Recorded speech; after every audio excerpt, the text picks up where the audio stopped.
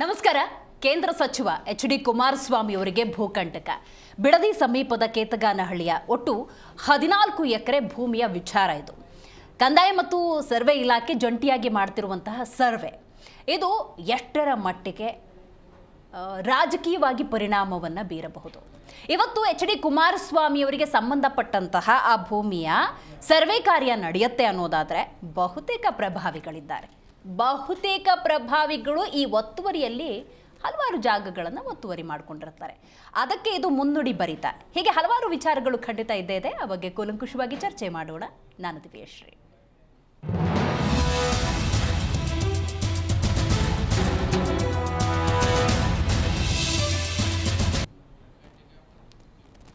ಕೇಂದ್ರ ಮಂತ್ರಿ ಎಚ್.ಡಿ. ಕುಮಾರಸ್ವಾಮಿ ಅವರಿಗೆ ಸಂಬಂಧಪಟ್ಟಂತಹ ಕೇತಗಾನಹಳ್ಳಿಯ 14 ಎಕರೆ ಭೂಮಿಯ ಒತ್ತುವರಿಯ ವಿಚಾರ ಇದು. ಇದಕ್ಕೆ ಸಂಬಂಧಪಟ್ಟಂತೆ ಕಂದಾಯ ಇಲಾಖೆ ಮತ್ತು ಸರ್ವೆ ಡಿಪಾರ್ಟ್ಮೆಂಟ್ ಜಂಟಿಯಾಗಿ ಸರ್ವೆ ಕಾರ್ಯವನ್ನು ಆರಂಭ ಮಾಡಿದೆ. ಕೇಂದ್ರ ಸಚಿವ ಎಚ್.ಡಿ. ಕುಮಾರಸ್ವಾಮಿ ಇವರಿಗೆ ಸಂಬಂಧಪಟ್ಟಂತಹ ರಾಮನಗರ ಜಿಲ್ಲೆಯ ಬಿಡದಿ ಹೋಬಳಿಯ ಕೇತಗಾನಹಳ್ಳಿ ಭೂಮಿ ಅತಿಕ್ರಮಣ ಮಾಡಿರುವ ಆರೋಪಕ್ಕೆ ಸಂಬಂಧಪಟ್ಟಂತೆ ಸರ್ಕಾರ ರಚಿಸಿರುವ ವಿಶೇಷ ತನಿಖಾ ದಳ ಕುರಿತು ಹೈಕೋರ್ಟ್ ಅಸಮಾಧಾನವನ್ನು ಕೂಡ ವ್ಯಕ್ತಪಡಿಸಿದ್ದನ್ನು ನಾವಿಲ್ಲಿ ನೋಡಬಹುದು. ಭೂ ಕಬಳಿಕೆಗೆ ಸಂಬಂಧಪಟ್ಟಂತೆ ಲೋಕಾಯುಕ್ತರು ಆದೇಶ ಜಾರಿ ಮಾಡುವಂತೆ ಹೈಕೋರ್ಟ್ ಆದೇಶವನ್ನು ಕೊಟ್ಟಿತ್ತು. ಇದನ್ನ ಜಾರಿ ಮಾಡೋದಕ್ಕೆ ವಿಫಲವಾಗಿರುವ ರಾಜ್ಯ ಸರ್ಕಾರದ ನಡೆಯನ್ನು ಪ್ರಶ್ನಿಸಿ ಎಸ್.ಆರ್. ಹಿರೇಮಠ ಅವರು ಸಮಾಜ ಪರಿವರ್ತನಾ ಸಮುದಾಯ ಸಲ್ಲಿಸಿದ ನ್ಯಾಯಾಂಗ ನಿಂದನೆ ಅರ್ಜಿಯ ವಿಚಾರಣೆಯನ್ನ ನ್ಯಾಯಮೂರ್ತಿಗಳು ಕೈಗೆತ್ತಿಕೊಳ್ತಾರೆ.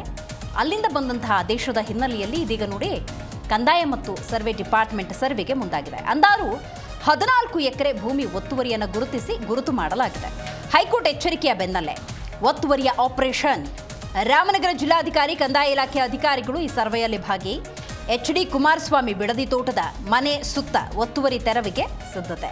ಪ್ರಭಾವಿಯ ಒತ್ತುವರಿ ತೆರವು ಮಾಡೋದಕ್ಕೆ ರಾಜ್ಯ ಸರ್ಕಾರ. ಮತ್ತೊಮ್ಮೆ ಎಚ್.ಡಿ. ಕುಮಾರಸ್ವಾಮಿ ಅಂದಾಗ ಕೇಂದ್ರ ಸಚಿವರು, ಪ್ರಭಾವಿ ನಾಯಕರು, ಒಕ್ಕಲಿಗ ಸಮುದಾಯದ ಪ್ರಭಾವಿ ಮುಖಂಡರು, ಇದೆಲ್ಲದರ ನಡುವೆ ದೊಡ್ಡ ರಾಜಕಾರಣಿ, ಕರ್ನಾಟಕ ರಾಜ್ಯದಲ್ಲಿ ಮುಖ್ಯಮಂತ್ರಿ ಸ್ಥಾನವನ್ನು ಅಲಂಕರಿಸಿದವರು, ಇವರಿಗೆ ಸಂಬಂಧಪಟ್ಟಂತಹ ಜಾಗ ಒತ್ತುವರಿ ಏನಿತ್ತು ಅದಕ್ಕೆ ರಾಜ್ಯ ಸರ್ಕಾರ, ಕರ್ನಾಟಕ ಕಾಂಗ್ರೆಸ್ ತೆಗೆದುಕೊಂಡಿರುವಂತಹ ದಿಟ್ಟ ನಿರ್ಧಾರ ಇದು. ಸೊ ಹಾಗಾಗಿ ಎಚ್.ಡಿ. ಕುಮಾರಸ್ವಾಮಿ ಅವರು ಇದಕ್ಕೆ ಏನು ಹೇಳಿದ್ದಾರೆ ಬಹಳ ಮುಖ್ಯ, ಡಿ.ಕೆ. ಶಿವಕುಮಾರ್ ಏನು ಹೇಳಿದ್ದಾರೆ ಬಹಳ ಮುಖ್ಯ, ಬನ್ನಿ ಕೇಳೋಣ. ನಡೀತಾ ಇರತಕ್ಕಂಥ ನಡವಳಿಕೆಗಳಿದೆಯಲ್ಲ, ಕಾನೂನಿನ ವ್ಯಾಪ್ತಿ ಒಳಗೆ ಹೋರಾಟ ಮಾಡ್ತಾರೆ. ಯಾರು ಏನು ಗಾಬರಿ ಆಗಬೇಕಾಗಿಲ್ಲ. ಆದರೆ ಒಂದು ಸತ್ಯಾಂಶಗಳನ್ನ ತಿಳಿದು ವರದಿ ಮಾಡಿ. ಇದರಲ್ಲಿ ನಾನು ಯಾವುದೇ ರೀತಿಯ ಅಕ್ರಮಗಳಿಗೆ ಎಡೆ ಮಾಡಿಕೊಟ್ಟಿಲ್ಲ. ನನ್ನ ಜೀವನದಲ್ಲಿ ಅದು ಮಾಡದೇ ಇರತಕ್ಕಂಥವನು ನಾನು ಈ ರಾಜ್ಯದಲ್ಲಿ 2 ಬಾರಿ ಮುಖ್ಯಮಂತ್ರಿಯಾಗಿ ಇವತ್ತು ಈ ರೀತಿಯ ಈ ಸರ್ಕಾರದ ದಬ್ಬಾಳಿಕೆಗಳನ್ನ ಏನು ನಡೀತಾ ಇದೆಯಲ್ಲ, ಬೆಂಗಳೂರು ನಗರದಲ್ಲಿ ಯಾವ್ಯಾವ ರೀತಿ ಲೂಟಿ ಮಾಡಿದ್ದಾರೆ. ನಾನು ಒಬ್ಬ ರೈತನಾಗಿ ಬದುಕಲಿಕ್ಕೆ 40 ವರ್ಷದಿಂದ ತಗೊಂಡಂಥ ಜಮೀನಿನ ಬಗ್ಗೆ ಈಗ ಏನು ನಡೀತಾ ಇದೆ, ಹಲವಾರು ತಪ್ಪು ಮಾಹಿತಿಗಳೇನಿದೆ, ಅದು ಎಲ್ಲದಕ್ಕೂ ಕಾನೂನಿನ ವ್ಯಾಪ್ತಿಯೊಳಗೆ ಉತ್ತರ ಕೊಡ್ತಾರೆ. ನಿಮ್ಗೆ ಇಷ್ಟ ಇದ್ದದ್ದು ಮಾತ್ರ ಕೊಡಬೇಕು. ಅವ್ರು ಪ್ರಶ್ನೆ ಕೇಳ್ತಾ ಇದ್ದಾರೆ. ಸೊ ನಾವು ಯಾವ ದ್ವೇಷದ ರಾಜಕಾರಣ ಮಾಡೋಂಥ ಸಂದರ್ಭ ಇಲ್ಲ. ಸಿದ್ದರಾಮಯ್ಯನವರು ಯಾವ ದ್ವೇಷದ ರಾಜಕಾರಣಕ್ಕೆ ಅವರು ಹೋಗಿಲ್ಲ, ನಾನು ಹೋಗಿಲ್ಲ, ಹೋಗುವಂಥ ಅವಶ್ಯಕತೆ ಇಲ್ಲ. ಆದರೆ ಕಾನೂನು ಕೋರ್ಟ್ ಹೇಳ್ದಂಗೆ ಮತ್ತು ಇರತ್ತೆ. ಯಾಕೆ ಗಾಬರಿ ಮಾಡ್ಕೋಬೇಕು? ಅವ್ರು ಒತ್ತುವರಿ ಮಾಡ್ಕೊಂಡಿಲ್ಲ ಅಂದ್ರೆ ಒತ್ತುವರಿ ಮಾಡ್ಕೊಂಡಿಲ್ಲ. ನಾನು ಜಮೀನು ಕದ್ದಿಲ್ಲ ಅಂದ್ರೆ ಜಮೀನು ಕದ್ದಿಲ್ಲ. ಈ ಅಳತೆ ದಾಖಲೆಗಳೆಲ್ಲ ಇದ್ದೇ ಇರ್ತದಲ್ಲ. ಈಗ ಅವ್ರೇನೆಲ್ಲ ಬೇಕಾದಷ್ಟು ನಮ್ದು ಎಲ್ಲ ತೆಗೆದಿಟ್ಕೊಂಡಾರಪ್ಪ. ಬಿಡ್ಲಿ, ಯಾರು ನಾವೇನಾದ್ರು ಒತ್ತುವರಿ ಮಾಡ್ಕೊಂಡ್ರೆ ತೆಗೆದಿಡ್ಲಿ. ಏನಾದ್ರು ಮಾಡಿ ತೆಗ್ದು ಎಲ್ಲರದ್ದು ರಿಲೀಸ್ ಮಾಡ್ಲಿ. ಅವ್ರೇನು ಮಧ್ಯೆ ಯಾವಾಗ ಹೇಳಿದ್ರಲ್ಲ, ನನ್ನ ಹತ್ರ ಇದೆ ಎಲ್ಲ ರಿಲೀಸ್ ಮಾಡ್ಬಿಡ್ತೀನಿ ಅಂತ ಎಲ್ಲ ಹೇಳಿದ್ ನಮ್ಗೆ ನೆನಪಿದೆ. ಸದ್ಯದ ಈ ಸರ್ವೆ ಕಾರ್ಯವನ್ನು ನಾವು ಹಲವಾರು ಆಯಾಮಗಳಲ್ಲಿ ನೋಡಬೇಕಾಗತ್ತೆ. ಮೊದಲನೇದು ಎಚ್.ಡಿ. ಕುಮಾರಸ್ವಾಮಿ ಅವರು ಹೇಳ್ತಾ ಇದ್ದ ಹಾಗೆ ನೀವು ಗಮನಿಸ್ತಾ ಇದ್ರಿ, ನಾನು ನನ್ನ ಜೀವನದಲ್ಲಿ ಎಂದು ಮಾಡೋದಂತಹ ಕೆಲಸ ಅಂತ ಹೇಳಿ. ಬಟ್ ಇಲ್ಲಿ ಒತ್ತುವರಿಯದ್ದೇ ಗಂಭೀರ ಆರೋಪ ಇರುವಂಥದ್ದು. ಹಾಗಾಗಿ ಒಂದು ಕ್ಲಾರಿಟಿ ಅನ್ನೋದು ಸಿಗಬೇಕು ಅನ್ನೋದಾದರೆ ಸರ್ವೆ ಆಗಲೇಬೇಕಾಗುತ್ತೆ. ಆ ನಿಟ್ಟಿನಲ್ಲಿ ಆಗ್ತಾ ಇದೆ. ರೈಟ್. ಇವತ್ತು ಎಚ್.ಡಿ. ಕುಮಾರಸ್ವಾಮಿ ಅನ್ನೋದಾದರೆ ಮುಂದಿನ ದಿನಗಳಲ್ಲಿ ಪ್ರಭಾವಿಗಳು ಬೇಕಾದಷ್ಟು ಜಾಗವನ್ನು ಒತ್ತುವರಿ ಮಾಡಿದ್ದಾರೆ. ಅವರ ಅಸಲಿಯತ್ತು ಕೂಡ ಹೊರಗಡೆ ಬರುತ್ತಾ ಅನ್ನೋದು ಇನ್ನೊಂದು ಪ್ರಶ್ನೆ. ಇಲ್ಲಿ ದ್ವೇಷದ ರಾಜಕಾರಣ ಕೂಡ ನಾವಿಲ್ಲಿ ಗಮನಿಸಬೇಕಾಗುತ್ತೆ. ಕೇಂದ್ರ ಸಚಿವರಾಗಿದ್ದಾರೆ, ಸದ್ಯ NDA ಭಾಗವಾಗಿದ್ದಾರೆ, ಮೈತ್ರಿ ಪಕ್ಷದಲ್ಲಿದ್ದಾರೆ ಕುಮಾರಸ್ವಾಮಿ ಅವರು. ಹಿಂದೆ ಕಾಂಗ್ರೆಸ್ ಜೊತೆಗೂ ಕೂಡ ಇದ್ದರು.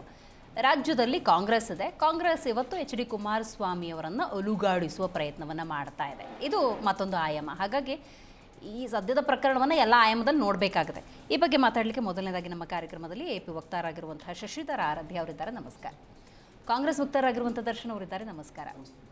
ಇನ್ನು ರಾಜಕೀಯ ವಿಶ್ಲೇಷಕರಾಗಿರುವಂತಹ ಅರವಿಂದ್ ಅವರಿದ್ದಾರೆ, ನಮಸ್ಕಾರ. ಹೋರಾಟಗಾರರಾಗಿರುವಂತಹ ವಿವೇಕಾನಂದ ಅವರು ಝೂಮ್ನಿಂದ ಕನೆಕ್ಟ್ ಆಗ್ತಾ ಇದ್ದಾರೆ. ಸರ್ ನಮಸ್ಕಾರ. ನಮಸ್ಕಾರ. ಮಾತಾಡ್ತೀನಿ ಸರ್, ಹಾಗೆ ಸಂಪರ್ಕದಲ್ಲಿರಿ. ಕಾಂಗ್ರೆಸ್ ವಕ್ತಾರರಿಂದ ಆರಂಭ ಮಾಡೋಣ. ದರ್ಶನ್ ಅವರೇ, ಈ ಹಿಂದೆ ಹಲವಾರು ಸಂದರ್ಭದಲ್ಲಿ ಇದೇ ಕೇತಗಾನಹಳ್ಳಿಯ 14 ಎಕರೆಯ ವಿಚಾರವನ್ನು ನೀವು ಪ್ರಸ್ತಾಪ ಮಾಡಿದ್ರಿ. ಸೊ ಏನಿದು ಪ್ರಕರಣ, ಅದರ ಡೀಟೇಲ್ಸ್ ಕೊಡಿ. ಈಗ ಸರ್ವೆ ಕಾರ್ಯ ಈಗ ಯಾಕೆ ಆಗ್ತಿದೆ ಅನ್ನೋದು. ಅದಾಗಲೇ ಕುಮಾರಸ್ವಾಮಿ ಅವರು ಹೇಳಿದಾಗೆ ದ್ವೇಷದ ರಾಜಕಾರಣವನ್ನೇನಾದರೂ ಮಾಡ್ತಾ ಇದೆಯಾ ಕಾಂಗ್ರೆಸ್ ಅಂತ. ಮೊದಲಿಗೆ ಜಿ ವಾಹಿನಿಗೆ ಒಂದು ಧನ್ಯವಾದವನ್ನು ಹೇಳ್ತೀವಿ. ಯಾಕೆಂದರೆ ನಮ್ಮ ಕಾಂಗ್ರೆಸ್ ವಿಚಾರದಲ್ಲಿ ಅಥವಾ ಮಾನ್ಯ ಸಿದ್ದರಾಮಯ್ಯನವರ ವಿಚಾರದಲ್ಲಿ ಪ್ರತಿನಿತ್ಯ ಮೂಡ ಅಂತ ದೊಡ್ಡ ಎಪಿಸೋಡ್ಗಳೇ ನಡೆದೋಗ್ತಾ ಇತ್ತು.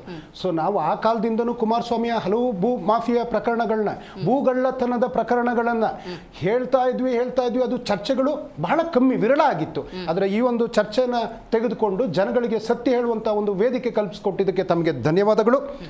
ಈ ಒಂದು ಪ್ರಕರಣ ಇವತ್ತೇನು ಅಲ್ಲಿ ಭೂ ಒತ್ತುವರಿ ತೆರವು ಕಾರ್ಯ ನಡೀತಾ ಇದೆ, ಆ ಒಂದು ತೆರವು ಕಾರ್ಯ ನಡೆಯಲು ಬಹಳ ಮುಖ್ಯ ಕಾರಣ ಹೈಕೋರ್ಟ್ನ ಆದೇಶ. ಈ ದೇಶದ ಕಾನೂನಿನ ಮುಂದೆ ಎಲ್ಲರೂ ಸಾಮಾನ್ಯ ಪ್ರಜೆಗಳೇ. ಅದು ಪ್ರಧಾನಮಂತ್ರಿ ಆಗಿರಬಹುದು, ರಾಷ್ಟ್ರಪತಿಗಳೇ ಆಗಿರಬಹುದು, ಅಥವಾ ಗ್ರಾಮ ಪಂಚಾಯಿತಿಯ ಸದಸ್ಯನೇ ಆಗಿರಬಹುದು, ಕೇಂದ್ರ ಸಚಿವ ಕುಮಾರಸ್ವಾಮಿ ಅವರೇ ಆಗಿರ್ಬೋದು. ಅಕ್ರಮ ಮಾಡಿದ ಮೇಲೆ ಅದೇನೋ ಅವಾಗ ಹೇಳೋರು, ಉಪ್ಪು ತಿಂದ ಮೇಲೆ ನೀರು ಕುಡಿಲೇಬೇಕು ಅಂತೇಳಿ. ಈಗ ನೀರು ಕುಡಿಯುವಂಥ ಕಾಲ ಬಂದಿದೆ. ಕೋರ್ಟ್ನ ಆದೇಶವಾಗಿದೆ. ಕೋರ್ಟ್ನ ಆದೇಶವನ್ನು ಸರ್ಕಾರ ಅದನ್ನು ತಿರಸ್ಕಾರ ಮಾಡೋದಕ್ಕೂ ಆಗಲ್ಲ, ಅದಕ್ಕೆ ಗೌರವ ಕೊಡಬೇಕು. ಅದಕ್ಕೆ ಸಿಂಪಲ್ ಆಗಿ ಹೇಳ್ಬೇಕಂದ್ರೆ ಮೇಡಮ್, ಈಗ ನೀವು ಒಂದು ಮಾಧ್ಯಮ ನಡೆಸೋರು, ನಿಮಗೆ ಎಲ್ಲ ಹಕ್ಕು ಧ್ವನಿ ಎಲ್ಲದೂ ಇದೆ. ಆದರೆ ಕೆಲವರು ಸ್ಟೇ ಬಂದ್ಬಿಡ್ತಾರೆ, ಆ ಚರ್ಚೆಗಳೇ ಆಗಲ್ಲ. ಯಾಕೆಂದರೆ ಆ ಕೋರ್ಟಿಗೆ ತಾವುಗಳು ಸಮೇತ ಅಷ್ಟೇ ಗೌರವ ಕೊಡುವಂಥ ಒಂದು ಗೌರವಾನ್ವಿತ ಚಾನಲ್ನಲ್ಲಿದ್ದೀರಿ. ಕುಮಾರಸ್ವಾಮಿ ಅವರು ಮಾತಾಡಿದ್ದನ್ನು ಗಮನಿಸಿದ್ರಿ, ಜೀವನದಲ್ಲಿ ಎಂದೂ ಅಂತ ಕೆಲಸ ಮಾಡಿಲ್ಲ. ಮೇಡಮ್, ನಾವಿವತ್ತು ಕುಮಾರಸ್ವಾಮಿ ಅವ್ರ ಹತ್ರ ಅವರು ಪ್ರೊಡ್ಯೂಸ್ ಮಾಡಿದ್ದು ಹಾಲುಂಡತವರು ಅಥವಾ ಕರುಳಿನ ಕೂಗು ಪಿಕ್ಚರ್ ಕಥೆಗಳನ್ನ ಅಥವಾ ಸ್ಟೋರಿಗಳನ್ನ ಕೇಳ್ತಾ ಇಲ್ಲ. ಕುಮಾರಣ್ಣವರೇ ಮಣ್ಣಿನ ಮಕ್ಕಳು ಅಂತೇಳಿ ಇಡೀ ಬೆಂಗಳೂರು ತುಂಬ ಮಣ್ಣನ್ನು ಭೂ ಮಾಫಿಯಾ ಮಾಡ್ಕೊಂಡು ಭೂಮಿನ ಹೊಡೆದು ಲೂಟಿ ಮಾಡಿದ್ದಿರಲ್ಲ, ಅದ್ರ ಬಗ್ಗೆ ಕೇಳ್ತಾ ಇದ್ದೀವಿ. ಭಾಳ ಮುಖ್ಯವಾಗಿ ಇವತ್ತಿನ ಚರ್ಚೆ ಬಿಡದಿಯ ಕೇತಗಾನಹಳ್ಳಿಯ ಸರ್ವೆ ನಂಬರ್ 7, 8, 9, 10, 16, 79, 17 ಜೊತೆಗೆ ಪರಿಶಿಷ್ಟ ಪಂಗಡ ಪರಿಶಿಷ್ಟ ಜಾತಿಗೆ ಸೇರಿದಂಥ ಸರ್ವೆ ನಂಬರ್ 60, 62ರಲ್ಲಿ ನೀವು ದೋಚಿರ್ತಕ್ಕಂಥ 14 ಎಕರೆ ಭೂಮಿಯನ್ನು ನೀವು ಆ ಒಂದು ಗೌರವ ಘನತೆ ಇದ್ದಿದ್ರೆ ಸರ್ಕಾರಕ್ಕೆ ವಾಪಸ್ ಕೊಟ್ಟು ನಿಮ್ಮ ಆ ಒಂದು ಕೇಂದ್ರ ಸಚಿವ ಸ್ಥಾನದ ಘನತೆಯನ್ನು ಇಟ್ಕೊಳ್ಳುವಂಥ ಅವಕಾಶಗಳಿತ್ತು. ಆದರೆ ಈಗಲೂ ಬಂದು ನೀವು ಕಣ್ಣೀರಿನ ನಾಟಕಗಳನ್ನ ಆಡೋದಕ್ಕೆ ಹೋದರೆ ಕಾನೂನು ನಿಮ್ಮನ್ನು ಯಾವುದೇ ಕಾರಣಕ್ಕೂ ಬಿಡಲ್ಲ ಅನ್ನುವಂಥದ್ದು ಒಂದು ಮಾತು ಮೇಡಮ್. ಇವತ್ತು ಕುಮಾರಸ್ವಾಮಿ ಅವರು ಏನು ಹೇಳ್ತಾರೆ, ನಾನು ಅಕ್ರಮ ಮಾಡಿಲ್ಲ ಅಂತ. ಮೇಡಮ್, ನಿಮಗೆ ನಾನು ಡಾಕ್ಯುಮೆಂಟ್ ಕೊಡ್ತೀನಿ. ನಮ್ಮ ವಿಚಾರದಲ್ಲಿ ಏನು ಮಾತಾಡ್ತಾ ಇದ್ರು, ಮೂಡ ಅಂತೇಳಿ, ಮೂಡ ವಿಚಾರದಲ್ಲಿ ಅವರು ಕೊಟ್ಟರ ಸೈಟಿನ ಪೇಪರ್ ಇದೆ. ನಾವು ವಾಪಸ್ ಅದು ಕೊಟ್ಟವ್ರು ಯಾರ್ಯಾರು ಅನ್ನುವಂಥದ್ದು ಗೊತ್ತಿದೆ. ಕೊನೆಗೆ ನಾವು ವಾಪಸ್ ಕೊಟ್ಟಾದ್ಮೇಲೂ ನಿಮ್ಮಲ್ಲಿ ಚರ್ಚೆಗಳಾಗಿದೆ. ಅವಾಗ ನೀವು BJP JDSನವರಲ್ಲಿ ಕಾಣಿಸ್ತಾ ಇಲ್ಲಲ್ಲ ಮೇಡಮ್. ಬಂದಿಲ್ಲ ಇವತ್ತು, ಹೆಂಗೆ ಬರ್ತಾರೆ ಹೇಳಿ? ಇಲ್ಲಿ ಬಂದರೆ ಕುಮಾರಣ್ಣಂತರ ಕತೆ ಹೇಳ್ಬೇಕಲ್ಲ, ಹಾಗೆ ನೋಡಿ ಪತ್ರ ಇದ್ದಾವೆ. ಈ ಪತ್ರಗಳು ಮಾತಾಡಬೇಕು. ಅಣ್ಣ, ನೀನು TV ಮುಂದೆ ನಿನ್ನೆ ಒಳ ಮೀಸಲಾತಿ ವಿಚಾರ ಇತ್ತು, ಕಾಂಗ್ರೆಸ್ನವರು ಇರಲಿಲ್ಲ. ಅದು ಗೊತ್ತಿಲ್ಲ. ನನ್ನ ಕರೆದಾಗ ನಾನು ಯಾವತ್ತೂ ಅಬ್ಸೆಂಟ್ ಆಗಿಲ್ಲ. ನಾನು ಯಾವತ್ತೂ ಬಂದಿದ್ದೀನಿ ಮೇಡಮ್. ಒಂದು ದಿನ ಮೂಡ ವಿಚಾರ ಕರೆದ್ರೆ, ವಾಲ್ಮೀಕಿ ವಿಚಾರ ಕರೆದ್ರೆ ಒಂದು ದಿನ ಅಬ್ಸೆಂಟ್ ಆಗುವಂಥ ವ್ಯಕ್ತಿನ ಅಲ್ಲ. ಸೊ ಈ ವಿಚಾರದಲ್ಲಿ ಮೇಡಮ್, ಕುಮಾರಣ್ಣವರೇ, ನಿಮ್ಮ ಹಾಲುಂಡತವರು ಕರುಳಿನ ಕೂಗು ಡೈಲಾಗ್ ಬೇಕಾಗಿಲ್ಲ. ನಿಮ್ಮ ಒಂದು ಜಮೀನು ನಿಮ್ಮದೇ ಆಗಿತ್ತು ಅಂದರೆ ದಾಖಲೆ ಇಡಿ, ಪತ್ರ ಇಡಿ, ಪತ್ರದ ಮೇಲೆ ಮಾತಾಡಿ. ನಾವು ಬರೀ 14 ಎಕರೆ ಅಂತ ಇದ್ದೀವಿ ಮೇಡಮ್. ನೀವು ಡಿಗ್ ಮಾಡ್ತಾ ಹೋದಾಗ ಅದೇ ಸರ್ವೆ ನಂಬರ್ಲಿ ಇನ್ನೆಷ್ಟಿರ್ಬೋದು ಅನ್ನುವಂಥ ಒಂದು ವಿಚಾರ. ಇನ್ನ ಇವರು ಹೇಳ್ತಾರಲ್ಲ, ಅಣ್ಣ ಬೇರೆ ಯಾವ ರಾಜಕಾರಣಿ ಮೇಲೂ ಅಂಥ ಒಂದು ಗಂಭೀರ ಆರೋಪಗಳು ಅಥವಾ ಕೋರ್ಟಿಂದ ಆದೇಶಗಳು ಅಷ್ಟಾಗಿ ಕಾಣ್ತಾ ಇಲ್ಲ. ಯಾರು ಏನಂತ ತಪ್ಪು ಮಾಡಿಲ್ಲ ಅಂತ ನಾನು ಸಮರ್ಥನೆ ಮಾಡೋದಕ್ಕೆ ಹೋಗೋದಿಲ್ಲ. ಆದರೆ ನಿಮ್ಮ ಮೇಲೇನೆ ಶ್ರೀ ಸಾಯಿ ವೆಂಕಟೇಶ್ವರ ಮಿನರಲ್ಸ್ 530 ಎಕರೆ ಜಮೀನು, ಯಾವುದು ಅಡ್ರೆಸ್ ಇಲ್ಲದ ಕಂಪ್ನಿ, ಟ್ರಾನ್ಸಾಕ್ಷನ್ ಇಲ್ಲದ್ದು ಅಕೌಂಟ್ಗಳು, ವ್ಯಾಟ್ ಇಲ್ಲದಂಥ ಕಂಪ್ನಿ ನಿಮ್ಮ ಮೇಲೆ ಬಂದಿರೋದಲ್ಲಣ್ಣ. ಆ ತನಿಖೆ ಆಗಿದೆ ಮೇಡಮ್, ಆ ಪೇಪರು ನನ್ನ ಹತ್ರ ಇದೆ. 218 ಪುಟದ ವರದಿಯ ಪೇಪರು. ಕುಮಾರಣ್ಣ, ನೀವು ಇವತ್ತು ಬಿಜೆಪಿಗೆ ಹೋಗಿರ್ತಕ್ಕಂಥದ್ದು, ನಮಗೆ ಹೇಳೋರು 18ರಲ್ಲಿ ನಾವು ಆಗ್ತಾ ಇದ್ದ ಮುಖ್ಯಮಂತ್ರಿ ನನ್ನ ಮನೆ ಬಾಗ್ಲಿಗೆ ಬಂದ್ರು ಅಂತ.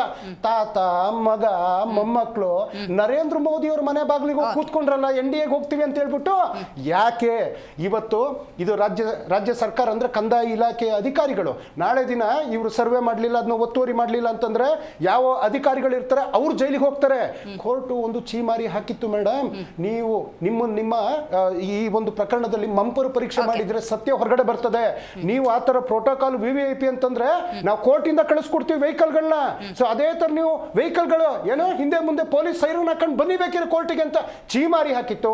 ಕಡೆಯದಾಗಿ ಇವತ್ತೇನು ಪರಿಶಿಷ್ಟ ಪಂಗಡ, ಪರಿಶಿಷ್ಟ ವರ್ಗ, ಮತ್ತೆ ಏನು ಗೋಮಾಳದ ಭೂಮಿ ಇರ್ಬೋದು ಅಥವಾ ಸರ್ಕಾರದ ಭೂಮಿ ಇರ್ಬೋದು, ಒಬ್ಬ ರಾಜ್ಯದ 2 ಬಾರಿ ಮಾಜಿ ಮುಖ್ಯಮಂತ್ರಿ ಆದಂಥವ್ರು, ಇಂದು ಕೇಂದ್ರದ ಮಂತ್ರಿ ಆಗಿರ್ತಕ್ಕಂಥವ್ರು, ನಿಮ್ಮ ಮೇಲೆ ಆರೋಪ ಅಲ್ಲ, ಕೋರ್ಟಿಂದ ಸಾಬೀತಾಗಿ ಇವತ್ತು ಆ ಒಂದು ಜಾಗದ ಒಂದು ಪರೀಕ್ಷೆ ನಡೀತಾ ಇದೆ.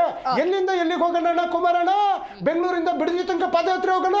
ನೀವು ಬನ್ನಿ, ನಿಮ್ಮ ವಿಜೇಂದ್ರನೂ ಕರ್ಕೊಳ್ಳಿ, ನಾವು ಬರ್ತೀವಿ. ಏನು ಪಾದಯಾತ್ರೆ, ಏನು ಜಾಗಟೆ ತಟ್ಟಿದ್ದು. ಇವತ್ತು ಸತ್ಯಾಂಶ ಹೊರಗಡೆ ಬಂದಿದೆ ಮೇಡಮ್. ಮುಂದೆ ನೀವು ಅವಕಾಶ ಕೊಟ್ಟಾಗ ಅವರ ಇನ್ನ ಮತ್ತಷ್ಟು ಭೂ ಹಗರಣಗಳ ಬಗ್ಗೆ ನಾನು ಬೆಳಕು ಚೆಲ್ಲುವಂತ ಕೆಲಸ ಮಾಡ್ತೀನಿ ಮೇಡಮ್. ರೈಟ್. ಶಶಿಧರ್ ಅವರೇ, ರಾಜಕೀಯ ಪ್ರೇರಿತ ಸರ್ವೆ ಕಾರ್ಯನ ಇದು ಅನ್ನೋದು ಒಂದು ಪ್ರಶ್ನೆ. ದರ್ಶನ್ ಅವ್ರು ಮಾತಾಡಬೇಕಾದ್ರೆ ಪರಿಶಿಷ್ಟ ಪಂಗಡ ಮತ್ತು ಜಾತಿ ಬಗ್ಗೆ ಉಲ್ಲೇಖ ಮಾಡ್ತಿದ್ರು.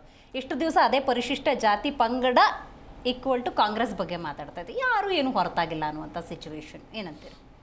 ನೋಡಿ, ಎಲ್ಲ ಪಕ್ಷಗಳ ಪ್ರಭಾವಿಗಳು ಇದೇ ರೀತಿಯಾದ ಕೆಲಸಗಳನ್ನು ಮಾಡ್ತಾರೆ. ಭೂ ಒತ್ತುವರಿಗಳು ಇದೇನು ಮೊದಲೇ ಅಂದಾಗಲ್ಲ. ಈಗ ಕಳೆದ ತಿಂಗಳಷ್ಟೇ ರಮೇಶ್ ಕುಮಾರ್ ಅವರ ಭೂ ಒತ್ತುವರಿ ಬಗ್ಗೆ ಸರ್ವೆ ಕಾರ್ಯ ನಡೀತಾ ಇದೆ. ಅದರ ಪೂರ್ಣ ವರದಿ ಇನ್ನೇನು ಕೆಲವೇ ದಿನಗಳಲ್ಲಿ ಬರುವಂತಹ ಎಲ್ಲ ಇದೆ. ಇಲ್ಲೊಂದು PAL ಹಾಕ್ಕೊಂಡಿದ್ರು. PAL ಪ್ರಕಾರ ಅದು ಕೋರ್ಟ್ ಆದೇಶ ಕೊಟ್ಟಿದ್ದು. ಕೋರ್ಟ್ ಆದೇಶ ಕೊಟ್ಟ ನಂತರವೂ ಸಹ ಅದನ್ನು ಸುಪರ್ದಿಗೆ ತೆಗೆದುಕೊಳ್ಳದೆ ಆಗದೆ ಇರತಕ್ಕಂಥ ಸರ್ಕಾರಗಳ ವಿರುದ್ಧ ಕೋರ್ಟ್ ಮತ್ತೆ ಚಾಟಿ ಬೀಸಿದೆ. ಕೋರ್ಟ್ ಆದೇಶದಂತೆ ಕೆಲಸ ಮಾಡಬೇಕಾದ್ರೆ ರಾಜ್ಯ ಸರ್ಕಾರದ ಕರ್ತವ್ಯ ಮತ್ತು ಆ ಇಲಾಖೆಗಳ ಕರ್ತವ್ಯ. ಇಲ್ಲಾಂದ್ರೆ ಕೋರ್ಟ್ ಕಂಡಕ್ಟ್ ಆಗುತ್ತೆ, ಸರ್ಕಾರನೇ ಬಿದ್ದೋಗುವಂತ ಕೆಲಸ ಆಗುವಂತ ಇರುತ್ತೆ. ಆದ್ರೆ ನಾನೇ ಸಾಚ, ನಾನು ರೈತನ ಮಗ, ಮಣ್ಣಿನ ಮಗ ಅಂತ ಹೇಳ್ಕೊಂಡು ನೀವು ಈಗ ನಮ್ಮ ವಕ್ತಾರರು ಹೇಳಿದಂತೆ SC/ST ಅವರ ಜಮೀನುಗಳನ್ನು ಸಹ ನೀವು ತಮ್ಮ ಸುಪರ್ದಿಗೆ ತೆಗೆದುಕೊಂಡು ಅದನ್ನ ಕಾಂಪೌಂಡ್ ಹಾಕೊಂಡಿದ್ದೀರಾ ಅಂದ್ರೆ ನಿಮಗೆ ಸ್ವಲ್ಪ ನಾಚಿಕೆ ಅನ್ನೋದು ಇರ್ಬೋದು. ನೀವು ಮಾಜಿ ಪ್ರಧಾನಮಂತ್ರಿಗಳ ಮಗನಾಗಿ ಮತ್ತೆ 2 ಬಾರಿ ನೀವು ಮುಖ್ಯಮಂತ್ರಿಗಳಾಗಿ, ಕೇಂದ್ರ ಮಂತ್ರಿಗಳಾಗಿ ನೀವು ಇನ್ನೊಬ್ಬರಿಗೆ ಆದರ್ಶಪ್ರಾಯರಾಗಿರ್ಬೇಕು. ನೀವು ವ್ಯಾಪಾರ ವಹಿವಾಟುಗಳನ್ನು ಮಾಡ್ತೀರಾ, ಅದರಲ್ಲಿ ಸಾಕಷ್ಟು ಈಗಾಗಲೇ ನಾನು ಹೇಳಿದೆ, ನನಗೆ ಗೊತ್ತಿರೋ ಮಾಹಿತಿ ಪ್ರಕಾರ ಬೆಂಗಳೂರು ನಗರ ಜಿಲ್ಲೆಯಲ್ಲೂ 1,500 ಎಕರೆ ನಿಮ್ಮದಿದೆ ಬೇನಾಮಿ. ಅದನ್ನ ಯಾರು ಕ್ವಶನ್ ಮಾಡೋಕ್ಕಾಗಲ್ಲ, ಯಾಕಂದ್ರೆ ಬೇನಾಮಿ ಇರುತ್ತೆ, ಯಾರ್ಯಾರ ಹೆಸರಲ್ಲೂ ಇರುತ್ತೆ. ಕತ್ರಗುಪ್ಪೆ ಒಬ್ಬರ ಹೆಸರಲ್ಲಿ ಇರುತ್ತೆ, ಯಲಾಂಗದವ್ರ ಒಬ್ಬರ ಹೆಸರು ಇರುತ್ತೆ, ಜವರಾಗೌಡರ ಹೆಸರಲ್ಲಿ ಇರುತ್ತೆ, ಇನ್ನೊಂದಿರುತ್ತೆ. ಮೆಜೆಸ್ಟಿಕಲ್ಲಿ 550 ಕೋಟಿ ರೂಪಾಯಿ ಆಗ ಅವ್ರು ಮುಖ್ಯಮಂತ್ರಿ ಇದ್ದಾಗ 550 ಕೋಟಿ ರೂಪಾಯಿ ಬೆಲೆ ಬಾಳಂತ ಇವತ್ತು 1,500 ಕೋಟಿ ಬೆಲೆ ಬಾಳುವಂಥ ಒಂದು ಬಿಲ್ಡಿಂಗು ಸಹ ನಡೀತಾ ಇದೆ. ಇದೆಲ್ಲ ಬೇನಾಮಿ ಹೆಸರಲ್ಲಿ ಇರತಕ್ಕಂಥದ್ದು. ಇದನ್ನು ಪಕ್ಕಕ್ಕಿಟ್ರೆ ನೀವು ಇಲ್ಲಿ 14 ಎಕರೆ ಎಲ್ಲರನ್ನೂ ಕಾಣುವಂತೆ ನೀವು ಅದನ್ನ ಅಕ್ವೈರ್ ಮಾಡ್ಕೊಂಡಿದ್ದೀರಾ, ನೀವು ಭೂಗಳ್ಳತನ ಮಾಡಿದ್ದೀರಾ ಅನ್ನೋದು ಮೇಲ್ನೋಟಕ್ಕೆ ಕಾಣ್ತಾ ಇದೆ. ಈಗಲಾದರೂ 14 ಎಕರೆ ಏನಿದೆ ಅದನ್ನು ಬಿಟ್ಟು ನಿಮ್ಗೆ ಆಲ್ಮೋಸ್ಟ್ ನಿಮ್ಮದು 70ರಿಂದ 100 ಎಕರೆ ಇದೆ ಅದು ಕಾಂಪೌಂಡ್. 70ರಿಂದ ಡಾಕ್ಟರ್ ಮಂಜುನಾಥ್ ಅವರ ಶ್ರೀಮತಿ ಅವರ ಹೆಸರಲ್ಲೂ ಸಾಕಷ್ಟು ಜಮೀನಿದೆ, ಇವರ ಹೆಸರಲ್ಲೂ ತಮ್ಮಣ್ಣವರು. ಹೌದು, ಈ ಎಲ್ಲ ಸೇರಿದು ದೊಡ್ಡ ಕಾಂಪೌಂಡ್ ಇರತಕ್ಕಂಥದ್ದು. ಅದ್ರಲ್ಲಿ 14 ಎಕರೆ ಬಿಟ್ರೆ ನಿಮ್ಗೆ ಏನಾಗೋದಿಲ್ಲ. ಯಾಕೆ ನಿಮ್ಗೆ ಇಷ್ಟೊಂದು ಭೂಮಿ ಮೇಲೆ ಆಸೆ? ನಮ್ಗೆಲ್ಲ ಅರ್ಧ ಎಕರೆ 1-2 ಎಕರೆಯಲ್ಲಿ ನಾವು ಬಾಳ್ತಾ ಇದ್ವಿ, ಏನು ಸಮಸ್ಯೆ ಆಗಿಲ್ಲ, ನಾವು ಜೀವನ ನಡೆಸ್ತಾ ಇದ್ದೀವಿ, ಹೊಟ್ಟೆಗೆ ಊಟನೇ ಮಾಡ್ತಾ ಇರೋದು, ಎಲ್ಲರೂ ತಿನ್ನೋದು ಇಷ್ಟೇ ಊಟ. ಆದ್ರೆ ನೀವೇ ಉಲ್ಲೇಖ ಮಾಡೋದಾಗೆ 1000 ಎಕರೆ ಭೂಮಿ ಕಬಳಿಕೆ ಆಗಿದೆ ಅನ್ನೋದಾದ್ರೆ ಅದು ಹೊರಗೆ ಬರಬೇಕು. ಅದು ಬೇನಾಮಿ ಇರುತ್ತಲ್ವಾ, ಅದನ್ನು ಪರ್ಚೇಸ್ ಮಾಡಿದ್ರೆ ಬೇನಾಮಿ ಹೆಸರಲ್ಲಿ ಪರ್ಚೇಸ್ ಮಾಡಿ. ಈವನ್ ಅನಿತಾ ಕುಮಾರಸ್ವಾಮಿ ಅವರ ಹೆಸರಲ್ಲಿ ಬೆಂಗಳೂರಿನಲ್ಲಿ ಜಮೀನಿದೆ, ಸಾಕಷ್ಟು ಜಮೀನಿದೆ. ನೀವು ಹೇಳಿದ್ರೆ ಬೇಕಾದ್ರೆ ದಾಖಲೆ ಸಮೇತ ನಾನು ಕೊಡ್ತೇನೆ. ನಮ್ಮದೇ ಕೆಂಗೇರಿ ಹೋಬಳಿಯಲ್ಲೇ ಇರತಕ್ಕಂಥದ್ದು ಗ್ರಾಮಗಳು ಸಹ ಗೊತ್ತು, ಸರ್ವೆ ನಂಬರ್ ಸಹ ನನಗೆ ಗೊತ್ತಿರತಕ್ಕಂಥದ್ದು. ಬಾಲಕೃಷ್ಣೇಗೌಡರ ಹೆಸರಲ್ಲಿ ಎಷ್ಟು ಎಕರೆ ಇದೆ, ಬಾಲಕೃಷ್ಣೇಗೌಡರ ಶ್ರೀಮತಿ ಅವರ ಹೆಸರಿನಲ್ಲಿ ಎಷ್ಟು ಕುಂಬಳಗೌಡ ಅಕ್ಕಪಕ್ಕದಲ್ಲಿ ಜಮೀನುಗಳಿದ್ದಾವೆ, ಎಲ್ಲರಿಗೂ ಗೊತ್ತಿರತಕ್ಕಂಥದ್ದೇ. ಆದರೆ ಈ ವಿಷಯದಲ್ಲಿ ನೀವು ಕೋರ್ಟ್ ಸಹ ನಿಮಗೆ ಚಾಟಿ ಬೀಸಿದ್ರೆ ನೀವು ಆ ಜಮೀನನ್ನು ಕೊಡದೇ ಇರತಕ್ಕಂಥದ್ದು ಅಕ್ಷಮ್ಯ ಅಪರಾಧ ಅಂತ ನಾವು ಮೂಲಕ ಹೇಳಬೇಕಾಗುತ್ತೆ. ಮುಂದಿನ ದಿನಗಳಲ್ಲಿ ಜನಗಳೇ ನಿಮ್ಗೆ ಉತ್ತರ ಕೊಡ್ತಾರೆ. ಯಾಕಂದ್ರೆ ನೀವು ಪ್ರಭಾವಿಗಳು, ನೀವು ಪ್ರಭಾವವನ್ನು ಬಳಸ್ತಾ ಇದ್ದೀರಾ. ಯಾರು ಏನು ಮಾಡ್ಕೊಳ್ಳೋದಕ್ಕಾಗಲ್ಲ. ನಾನು ಕೇಂದ್ರ ಮಂತ್ರಿ, ನಮ್ಮ ಪ್ರಧಾನಮಂತ್ರಿ ಮೋದಿ ಅವರೇ ನನ್ನ ಜೊತೆಗಿದ್ದಾರೆ, ಹಾಗೆ ಇಡೀ ರಾಜ್ಯದ ಒಂದು ದೊಡ್ಡ ಸಮುದಾಯ ನನ್ನ ಜೊತೆಗಿದೆ, ಆಗ ನನ್ನನ್ನು ಅಣ್ಣ ಅಣ್ಣ ಅಣ್ಣ ಹೇಳುವ ನಮ್ಮ ಕಾರ್ಯಕರ್ತರ ದಂಡೆ ಇದೆ. ಇವೆಲ್ಲವನ್ನು ನೀವು ಹೊರತುಪಡಿಸಿ ಒಬ್ಬ ಮಾನವನಾಗಿ ಯೋಚನೆ ಮಾಡಿ, ಈ ದೇಶದ ನಾಗರಿಕನಾಗಿ ಯೋಚನೆ ಮಾಡಿ, ಈ ದೇಶದ ಕಾನೂನಿನ ಬಗ್ಗೆ ನಿಮಗೆ ಆದಷ್ಟು ಗೌರವಯುತವಾಗಿ ನಡೆದುಕೊಳ್ಳುವಂತಹ ಹಾದಿಯಲ್ಲಿ ಕುಮಾರಸ್ವಾಮಿ ಅವರು ನಡ್ಕೊಳ್ಬೇಕು. ಇನ್ನು ಸಾಕಷ್ಟು ಅವರ ರಾಜಕೀಯ ಭವಿಷ್ಯ ಇದೆ, ಅವರ ಮಗನ ರಾಜಕೀಯ ಭವಿಷ್ಯ ಇದೆ. ಅದನ್ನೆಲ್ಲ ನೀವು ಹೊರತುಪಡಿಸಿ ನಾನು ಮಾಡಿದ್ದೇ ಸರಿ. ಈ ಗಂಗೆನಹಳ್ಳಿನಲ್ಲೂ ಆಯ್ತು, ಡಿನೋಟಿಫೈ ಏನು ಹೇಳಿದ್ರು, ಅವ್ರ ಸ್ವಂತ ಕುಟುಂಬಕ್ಕೆ ಕೊಟ್ಟಿರ್ತಕ್ಕಂಥದ್ದು, ಅದನ್ನು ಸಮರ್ಥಿಸ್ಕೊಳ್ತಾರೆ. ನಾನೇನು ತಪ್ಪೇ ಮಾಡಿಲ್ಲ, ಷಡ್ಯಂತ್ರ ಅಂತಾರೆ. ದಾಖಲೆಗಳು ಕೊಟ್ಟಾಗ ಷಡ್ಯಂತ್ರ ಅಂತ, ದಾಖಲೆ ಕೊಡ್ಲಿಲ್ಲ ಅಂದ್ರೆ ದಾಖಲೆಗಳನ್ನು ಕೊಟ್ಟು ಮಾತಾಡಿ ಅಂತಾರೆ. ಇದು ಯಾವ ರೀತಿ ಎಲ್ಲ ರಾಜಕಾರಣಿಗಳದ್ದು ಇದೇ ಹಣೆ ಬರ ಆಗ್ಬಿಟ್ಟಿದೆ. ದಾಖಲೆ ಕೊಟ್ಟಾಗ ಅದು ಷಡ್ಯಂತ್ರ, ಇಲ್ಲ ಬಿಜೆಪಿ, ಆಮ್ ಆದ್ಮಿ ಪಾರ್ಟಿನ ಇನ್ನೊಂದು ಯಾವುದೋ ಒಂದು JDS ಏನೋ ಮಾಡುತ್ತೆ ಅಂತ ಹೇಳ್ಬೋದು. ಆದ್ರೆ ದಾಖಲೆ ಕೊಟ್ಟಾಗ, ದಾಖಲೆ ಕೊಡದಿದ್ದಾಗ ನೀವು ದಾಖಲೆ ಇಟ್ಕೊಂಡು ಮಾತಾಡಬೇಕು. ದಾಖಲೆ ಇಟ್ಕೊಡದೇ ಇದ್ರೆ ನೀವು ಆ ರೀತಿ ಮಾತಾಡೋ ಹೋಗಿಲ್ಲ, ನಿಮ್ಮ ಮೇಲೆ ನಾವು ಮಾನನಷ್ಟ ಮೊಕದ್ದಮೆನ ಹಾಕ್ತೀವಿ. ಇಲ್ಲಾಂದ್ರೆ ನಿಮ್ಮ ಮೇಲೆ ಇರತಕ್ಕಂಥ ನೋಡಿ, ನಿಮ್ಮ ಪೆನ್ ಡ್ರೈವ್ ಇದೆ, ಒಳಗಡೆ ಪೆನ್ ಡ್ರೈವ್ ಇದೆ ನೋಡಿ, ನಿಮ್ದೇ ಪೆನ್ ಡ್ರೈವ್ ಇದೆ, ನೀವು ಇಷ್ಟು ಮಾಡಿದ್ದೀರಾ. ಪೆನ್ ಡ್ರೈವ್ ಕುಮಾರಸ್ವಾಮಿ ನಿಮ್ದೇ ಪೆನ್ ಡ್ರೈವ್ ಹೊರಗಡೆ ಬಂದಿದೆ, ನಿಮ್ಮ ಅಣ್ಣನ ಮಗನ ಪೆನ್ ಡ್ರೈವ್ ಹೊರಗಡೆ ಬಂದಿದೆ. ದಯವಿಟ್ಟು ಇದಕ್ಕೆಲ್ಲ ಸಮಜಾಷನ್ ಕೊಡಿ, ಒಳ್ಳೇದನ್ನು ಮಾಡಿ. ಮುಂದಿನ ದಿನಗಳಲ್ಲಾದರೂ ನಿಮ್ಮ ರಾಜಕೀಯ ಭವಿಷ್ಯಕ್ಕೆ ತೊಡಕಾಗುವಂಥ ಇಂಥ ಸಮಸ್ಯೆಗಳನ್ನು ನಿವಾರಿಸ್ಕೊಳ್ಳಿ ಅಂತ ಈ ಮೂಲಕ ಆಗ್ರಹಿಸ್ತಾ ಇದ್ದೀವಿ. ರೈಟ್ ಅರವಿಂದ್ ಸರ್, ಈಗ ಮೇಲ್ನೋಟಕ್ಕೆ ನಮಗೆ ಅಂಡರ್ಸ್ಟ್ಯಾಂಡಿಂಗ್ ಲೆವೆಲಲ್ಲಿ ನೋಡೋದಾದರೆ ಆದೇಶದ ಪಾಲನೆಯಾಗಿದೆ, ಕೋರ್ಟ್ನಿಂದ ಬಂದಿರುವಂಥ ಆದೇಶದ ಪಾಲನೆ. ರಾಜಕೀಯವಾಗಿ ನೋಡೋದಾದರೆ ಇದು ಕುಮಾರಸ್ವಾಮಿ ಅವರು ಹೇಳೋ ಹಾಗೆ ದುರುದ್ದೇಶಪೂರಿತ ರಾಜಕೀಯದ ಪ್ರಕ್ರಿಯೆ ಮುಂದುವರೆದ ಭಾಗನ? ಅವ್ರಿಗೊಂದು ಚಾಳಿ ಅದು ಅಷ್ಟೇ. ಅವ್ರಿಗೆ ಸುಮ್ಮನೆ ಅದು ಏನೋ ಒಂದು ರಿಪೀಟ್ ಮಾಡೋವಂಥ ಒಂದು ದುರಭ್ಯಾಸ. ನೋಡಿ, ಇವತ್ತು ಸಮಾಜ ಅಧೋಪತನಕ್ಕೆ ಹೋಗ್ತಾ ಇದೆ ಅನ್ನೋದಕ್ಕೆ ಇವೆಲ್ಲ ಒಂದಿಷ್ಟು ಕಾರಣ. ಇವಾಗ ಬರೀ ರಿಪೋರ್ಟು, ಹೇಳಿಕೆ, ಕೇಳಿಕೆ ಅಲ್ಲ, ಕೋರ್ಟ್ ಆದೇಶ ಬಂದು ಕೋರ್ಟ್ ಆದೇಶ ಇಂಪ್ಲಿಮೆಂಟ್ ಆಗಿರಲಿಲ್ಲ. SR ಹಿರೇಮಠರವರು ಎಂಟರ್ ಆಗ್ತಾರೆ, ಅವ್ರು ಅದಕ್ಕೆ ಕಂಟೆಂಪ್ಟ್ ಹಾಕ್ತಾರೆ. ಅದಕ್ಕಿಂತ ಅಂದರೆ 2009 ಅವ್ರಿಗೆ ಗೊತ್ತಿದೆ. ಇವತ್ತಿನವರೆಗೂ ಅವರಿಗೆ ಒಂದಿಷ್ಟಾದರೂ ಆತ್ಮಗೌರವ, ಸ್ವಾಭಿಮಾನ, ಹೋರಾಟಗಾರರು ಹೇಳ್ತಾ ಇದ್ದಾರೆ. ರವಿಕೃಷ್ಣ ರೆಡ್ಡಿ ಅವರು ಬಂದು ಹೇಳಿದ್ರು, SR ಹಿರೇಮಠರು ಬಂದು ಹೇಳಿದರು. ಅವರಲ್ಲಿ ನೋಡೋಕ್ಕೆ ಹೋಗುವಾಗ ಅವ್ರ ಮೇಲೆ ಮೊಟ್ಟೆ ಎಸೆಯೋದು, ಟೊಮೆಟೊ ಎಸೆಯೋದು ಎಲ್ಲ ಮಾಡಿಬಿಟ್ಟು ಆಮೇಲೆ ಅವ್ರು ಬಂದ್ಬಿಟ್ಟು ಬಿಡದಿ ಹತ್ರ ಬಂದು ಪ್ರೊಟೆಸ್ಟ್ ಮಾಡಿದ್ರು. ಆ ಪ್ರೊಟೆಸ್ಟ್ನಲ್ಲಿ ಒಬ್ಬ ಭಾಗಿಯಾಗಿರುವಂಥ ವ್ಯಕ್ತಿ ನಾನು ಕೂಡ. ಅವತ್ತೇ ಕುಲಂಕುಷವಾಗಿ ಮೈಕಲ್ಲಿ ಹಿಡ್ಕೊಂಡ್ಬಿಟ್ಟು ಹೇಳಿದ್ರು, ನೋಡಿ ನೀವು ಎಷ್ಟೇ ಏನೇ ಮಾಡಿ ಇದು ಖುಲಾಸೆ ಆಗೇ ಆಗುತ್ತೆ, ಇದು ಹೊರಗೆ ಬಂದೇ ಬರುತ್ತೆ, ಈ ಎನ್ಕ್ರೋಚ್ಮೆಂಟಿಂದ ಕ್ಲಿಯರ್ ಮಾಡೇ ಮಾಡ್ತಾರೆ, ಅವತ್ತಿನ ದಿವಸ ನಿಮ್ಮ ಮರ್ಯಾದೆ ಹೋಗುತ್ತೆ, ಇವತ್ತಿಗಾದರೂ ಎಚ್ಚರಿಕೊಳ್ಳಿ ಅಂತ ಬುದ್ಧಿ ಇರಲಾರ್ದಂಥವ್ರು. ಮತ್ತು ಸಿಕ್ಕಾಪಟ್ಟಿ ಧೈರ್ಯ ಹಂಗಾದ್ರೆ ಯಾವ ಧೈರ್ಯ? ಕಾನೂನಿಗಿಂತ ದೊಡ್ಡ ಧೈರ್ಯವೇ? ಅದೇ ಹೇಳ್ತಾ ಇದ್ದೀನಿ, ದುರಂಕಾರ. ಮತ್ತು ಈ ಬಂಡತನ ಎಲ್ಲರಿಗೂ ಇದೆ ಅಂತ ನಾನು ಇನ್ನೊಂದು ಸಾಬೀತುಪಡಿಸಿದೆ. ಈ ಕೇಸು ಇದನ್ನು ಬಿಟ್ಟು ಇನ್ನೂ ಹಾಸನ ಹತ್ರ, ಅರ್ಕಲ್ಗೂಡು ಹತ್ರ, ಅಲ್ಲಿ ಇಲ್ಲಿ ಎಲ್ಲ ಕಡೆ ಇವೆ. ಇವ್ರು ಹೇಳ್ದಂಗೆ ಇನ್ನು ಬೇಕಾದಷ್ಟು ಕಡೆ ಇದೆ. ಆದರೆ ಮಾನ ಮರ್ಯಾದೆ ಅದನ್ನೆಲ್ಲ ಮಿಗಿಲು ನಿಂತವ್ರು, ಅವೆಲ್ಲ ಮನುಷ್ಯರಿಗಿರೋರು. ಇವು ದೇವರು ಇಲ್ಲ ರಾಕ್ಷಸರು, ಇವರು ಮನುಷ್ಯರಂತರೂ ಅಲ್ಲ. ಇನ್ನೇನು ಅನ್ನೋದು ಯಾವ ಸ್ಪೀಸೀಸ್ ಅನ್ನೋದು ಹುಡುಕ್ಬೇಕಾಗತ್ತೆ ಇನ್ನು. ಇಷ್ಟೆಲ್ಲ ಹೇಳಿ ನೋಡಿ, SR ಹಿರೇಮಠರಂಥವ್ರು ನಿಂತ್ಕೊಂಡು ಕುಲಂಕುಷವಾಗಿ ಮಾತಾಡಿ, ಅವರು ಕೋರ್ಟ್ಗೆ ಎಡ್ತ ಹಾಕಿ ACDC ಕಡೆಯಿಂದ ಆರ್ಡರ್ ಮಾಡಿಸಿ ಇಂಪ್ಲಿಮೆಂಟ್ ಆಗದೆ ಕಂಟೆಂಪ್ಟ್ ಆಫ್ ಕೋರ್ಟ್ಗೆ ಹೋಗಿ ಅಲ್ಲಿಂದ ಆರ್ಡರ್ ಬಂದ ಆದಮೇಲೆ ಈ ರೀತಿ ಮಾತಾಡೋದಿದೆಯಲ್ಲ, ಒಂದು ಸ್ವಲ್ಪ ಆದರೂ ನಾವು ಅದಕ್ಕೆ ಏನಂತ ಹೇಳಬೇಕು ಗೊತ್ತಿಲ್ಲ. ಮತ್ತು ಇದ್ರ ಜೊತೆಗೆ BJP ಮತ್ತು ಮೋದಿಯವರ ನಿರ್ಧಾರಕ್ಕೂ ನಾನೊಂದು ಪ್ರಶ್ನೆ ಮಾಡ್ತೀನಿ. ಈ ರೀತಿ ಆಪಾದಿತ ವ್ಯಕ್ತಿಯನ್ನು ಒಂದು ಮಿನಿಸ್ಟರ್ ಆಗಿ ತೋಳ್ಬೇಕು ಅಂತಂದರೆ ಅವರೆಷ್ಟು ಇನ್ನು ನಾಚಿಗೆಟ್ಟಿರಬೇಕು. ಅದಕ್ಕೂ ಮತ್ತೆ ನಾವು ಬಹಳ ಸತ್ಯವಂತರು, ನಾವು ನೆಲ ನುಡಿ ಜಲ ನೆಲ ಇದನ್ನ ಉಳಿಸೋ ಅಂಥವ್ರು, ಪಾರ್ಟಿ ವಿತ್ ಡಿಫ್ರೆನ್ಸ್ ಅಂತ ಹೇಳ್ಕೊಂಡ್ಬಿಟ್ಟು ಇವ್ರು ಮಾಡ್ತಾರಲ್ಲ. ಯಾಕೆ ಅವ್ರಿಗೆ ಇಂಟೆಲಿಜೆನ್ಸ್ ಹೇಳಿಲ್ವೇ? ಇವ್ರ ಮೇಲೆ ಇಷ್ಟೊಂದು ಕೇಸ್ ಇವೆ. SR ಹಿರೇಮಠರು ಕೂಗಿ ಹೇಳಿದ್ದಾರೆ. ರವಿಕೃಷ್ಣ ರೆಡ್ಡಿ ಅವರು ಅಲ್ಲಿ ಹೋಗಿ ನಿಂತ್ಕೊಂಡು ಓಪನ್ ಆಗಿ ಮಾತಾಡಿದ್ದಾರೆ. ಕರ್ನಾಟಕ ರಾಷ್ಟ್ರ ಪಕ್ಷದವರು ಮಾತಾಡಿದ್ದಾರೆ, ಅಲ್ಲೇ ಪ್ರತಿಭಟನೆ ಕೂತಿದ್ದಾರೆ. ಏನೂ ಇವರೇನೂ ಅನ್ಲಕ್ಕೆ ಹೋಗಲಿಲ್ಲ ಅವಾಗ. ಅರ್ಥ ಆಯ್ತಲ್ವಾ? ಇಂಥವ್ರನ್ನ ಸೆಂಟ್ರಲಲ್ಲಿ ಮಿನಿಸ್ಟರ್ ಮಾಡಬೇಕು ಅಂತಂದರೆ ಒಂದು ಸ್ವಲ್ಪ ಗಮನ ಇರಬೇಕಲ್ವಾ? ಹೌದು ಅಲ್ವಾ? ಅಂದರೆ ಇವತ್ತಿಗೆ ಎಂಡ್ ಆಗಿದೆಯಾ ಇವ್ರ ಮೇಲೆ case? No, this is going to continue. ಅರ್ಥ ಆಯ್ತಲ್ವಾ? ಎಷ್ಟೋ ಕಡೆ ಈಗ ನಾನು SR ಹಿರೇಮಠರ ಆಫೀಸಿಗೆ ಒಂದೇ ಒಂದು ಕಾಲ್ ಮಾಡಿದೆ. ಪಾಪ ಅಲ್ಲಿರೋ ಪುಲ್ಲಿಕ್ ಅಂತ ಒಬ್ಬರು ಅಸಿಸ್ಟೆಂಟ್ ಇದ್ದಾರೆ, ಅವರೆಲ್ಲ ಡೀಟೇಲ್ಸನ್ನು ಕಳಿಸ್ಕೊಟ್ರು 10 ನಿಮಿಷ. ಅದನ್ನು ಓದ್ತಾ ಹೋದರೆ ನನಗೆ ಹೇಳಕ್ಕೆ ನಾಚಿಕೆ ಆಗ್ತಾ ಇದೆ. ಅದನ್ನು ಡಿಫೆಂಡ್ ಹೆಂಗೆ ಮಾಡ್ಕೊಳ್ತೀರಾ? ಇವತ್ತಿಗೆ ನಾನು ಹೇಳಿರೋದು, ಹಿರೇಮಠರು ಹೇಳಿರೋದು, ರವಿಕೃಷ್ಣ ರೆಡ್ಡಿ ಅವ್ರು ಹೇಳಿರೋದು, ಇನ್ನೊಬ್ರು ಯಾರೋ ಹೋರಾಟಗಾರರು ಹೇಳಿರೋದು ಅಲ್ಲ. ಅವ್ರು ಹೇಳಿ ಆದಮೇಲೆ ಕೋರ್ಟ್ ಕೇಸು, ಕೋರ್ಟ್ನ ಆರ್ಡರನ್ನು ಇಂಪ್ಲಿಮೆಂಟ್ ಮಾಡದೇ ಇರೋದ್ರಿಂದ ಕಂಟೆಂಪ್ಟು. DC AC ಅವರು ಕೂಡ ಹೆದರ್ತಾ ಇದ್ದಾರೆ ಅಲ್ಲಿ ಬಂದರೆ ಇದನ್ನು ಎಕ್ಸಿಕ್ಯೂಟ್ ಮಾಡಬೇಕು ಅಂತ. ಅಂಥದಕ್ಕೆ ಹೈಕೋರ್ಟ್ ಅವರು ನಿಂತ್ಕೊಂಡು ಇವತ್ತು ನಾವು ಮಾಡಿಸ್ತೀವಿ ಅಂತ ನಿಂತ್ಕೊಂಡಿದ್ದಾರೆ. So it is not just a court order is long before. ನಾಚಿಕೆ ಬರಬೇಕು. ಇಷ್ಟೊತ್ತಿಗೆ ಬಂದ್ಬಿಟ್ಟು ಅದನ್ನು ಉಲ್ಟಾ ಮಾಡಬೇಕಿತ್ತು, ಸರಿಪಡಿಸ್ಬೇಕಿತ್ತು. ಅಂದರೆ ಅದ್ರ ಬಗ್ಗೆ ಯಾವುದೇ ರೀತಿಯ ಕಳಕಳೆ ಇಲ್ಲದ್ರೆ ಅವ್ರಿಗೆ ವಿಷಾದ ಅನ್ನೋದು ಇಲ್ಲವೇ ಇಲ್ಲ ಅನ್ನೋದು ಒಂದು. ಅವನು ಅಷ್ಟು ತಪ್ಪು ಮಾಡಿದರೆ ಏಕವಚನದಲ್ಲಿ ಬೈಯೋ ಅಂತ DK ಶಿವಕುಮಾರ್ಗಾದರೂ ಆ ತಾಕತ್ತಿರಬೇಕು ತಾನೆ. ಇಲ್ಲ ನಾವೇನು ದ್ವೇಷದ ರಾಜಕಾರಣ ಮಾಡ್ತಾ ಇಲ್ಲ ಅಂತ.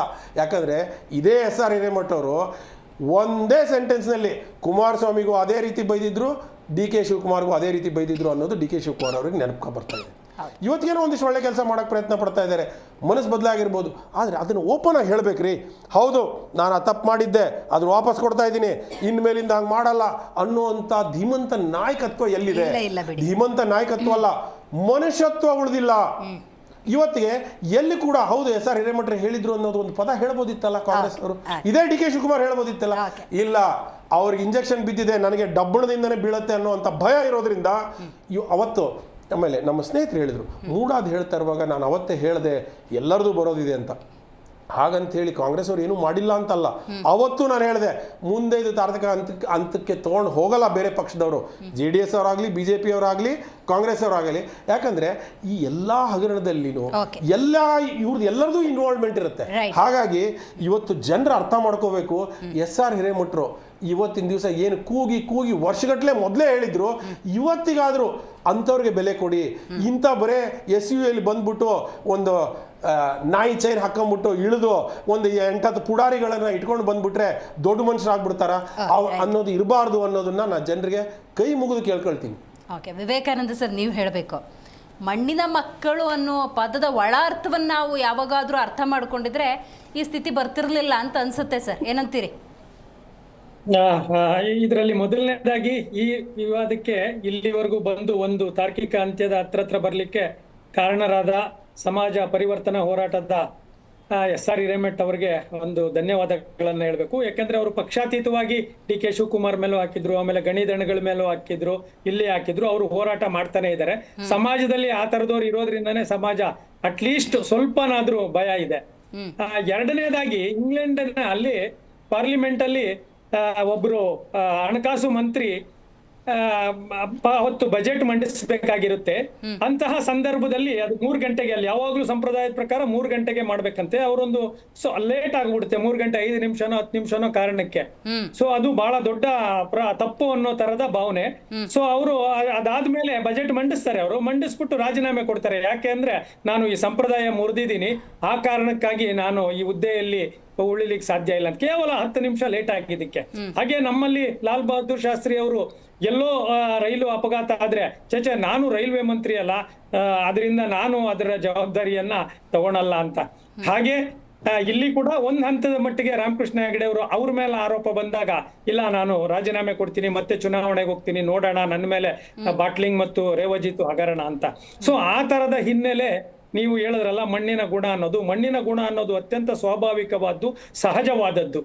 ಇನ್ನೊಬ್ಬರ ಜಮೀನನ್ನ ಇವರೇ ಅಂತಲ್ಲ, ಇಡೀ ಸಮಾಜದಲ್ಲಿ, ಅದರಲ್ಲೂ ನಮ್ಮ ಭಾರತೀಯ ಸಮಾಜದಲ್ಲಿ ಇನ್ನೊಬ್ಬರ ಆಸ್ತಿಗೆ ಇನ್ನೊಬ್ಬರ ಒಡವೆಗೆ, ಇನ್ನೊಬ್ಬರ ಅಧಿಕಾರಕ್ಕೆ ನನಗೆ ಅರ್ಹತೆ ಇಲ್ಲೋದನ್ನ ನಾನು ಮುಟ್ಟಬಾರದು ಅನ್ನೋದನ್ನ ಚಿಕ್ಕ ವಯಸ್ಸಿಂದ ನಮ್ಗೆಲ್ಲ ಪಾಠಗಳನ್ನ ಹೇಳ್ಕೊಂಡೇ ಬರ್ತಾ ಇದ್ದಾರೆ, ಮೌಲ್ಯಗಳನ್ನ ಹೇಳ್ಕೊಂಡೇ ಬರ್ತಾ ಇದ್ದಾರೆ.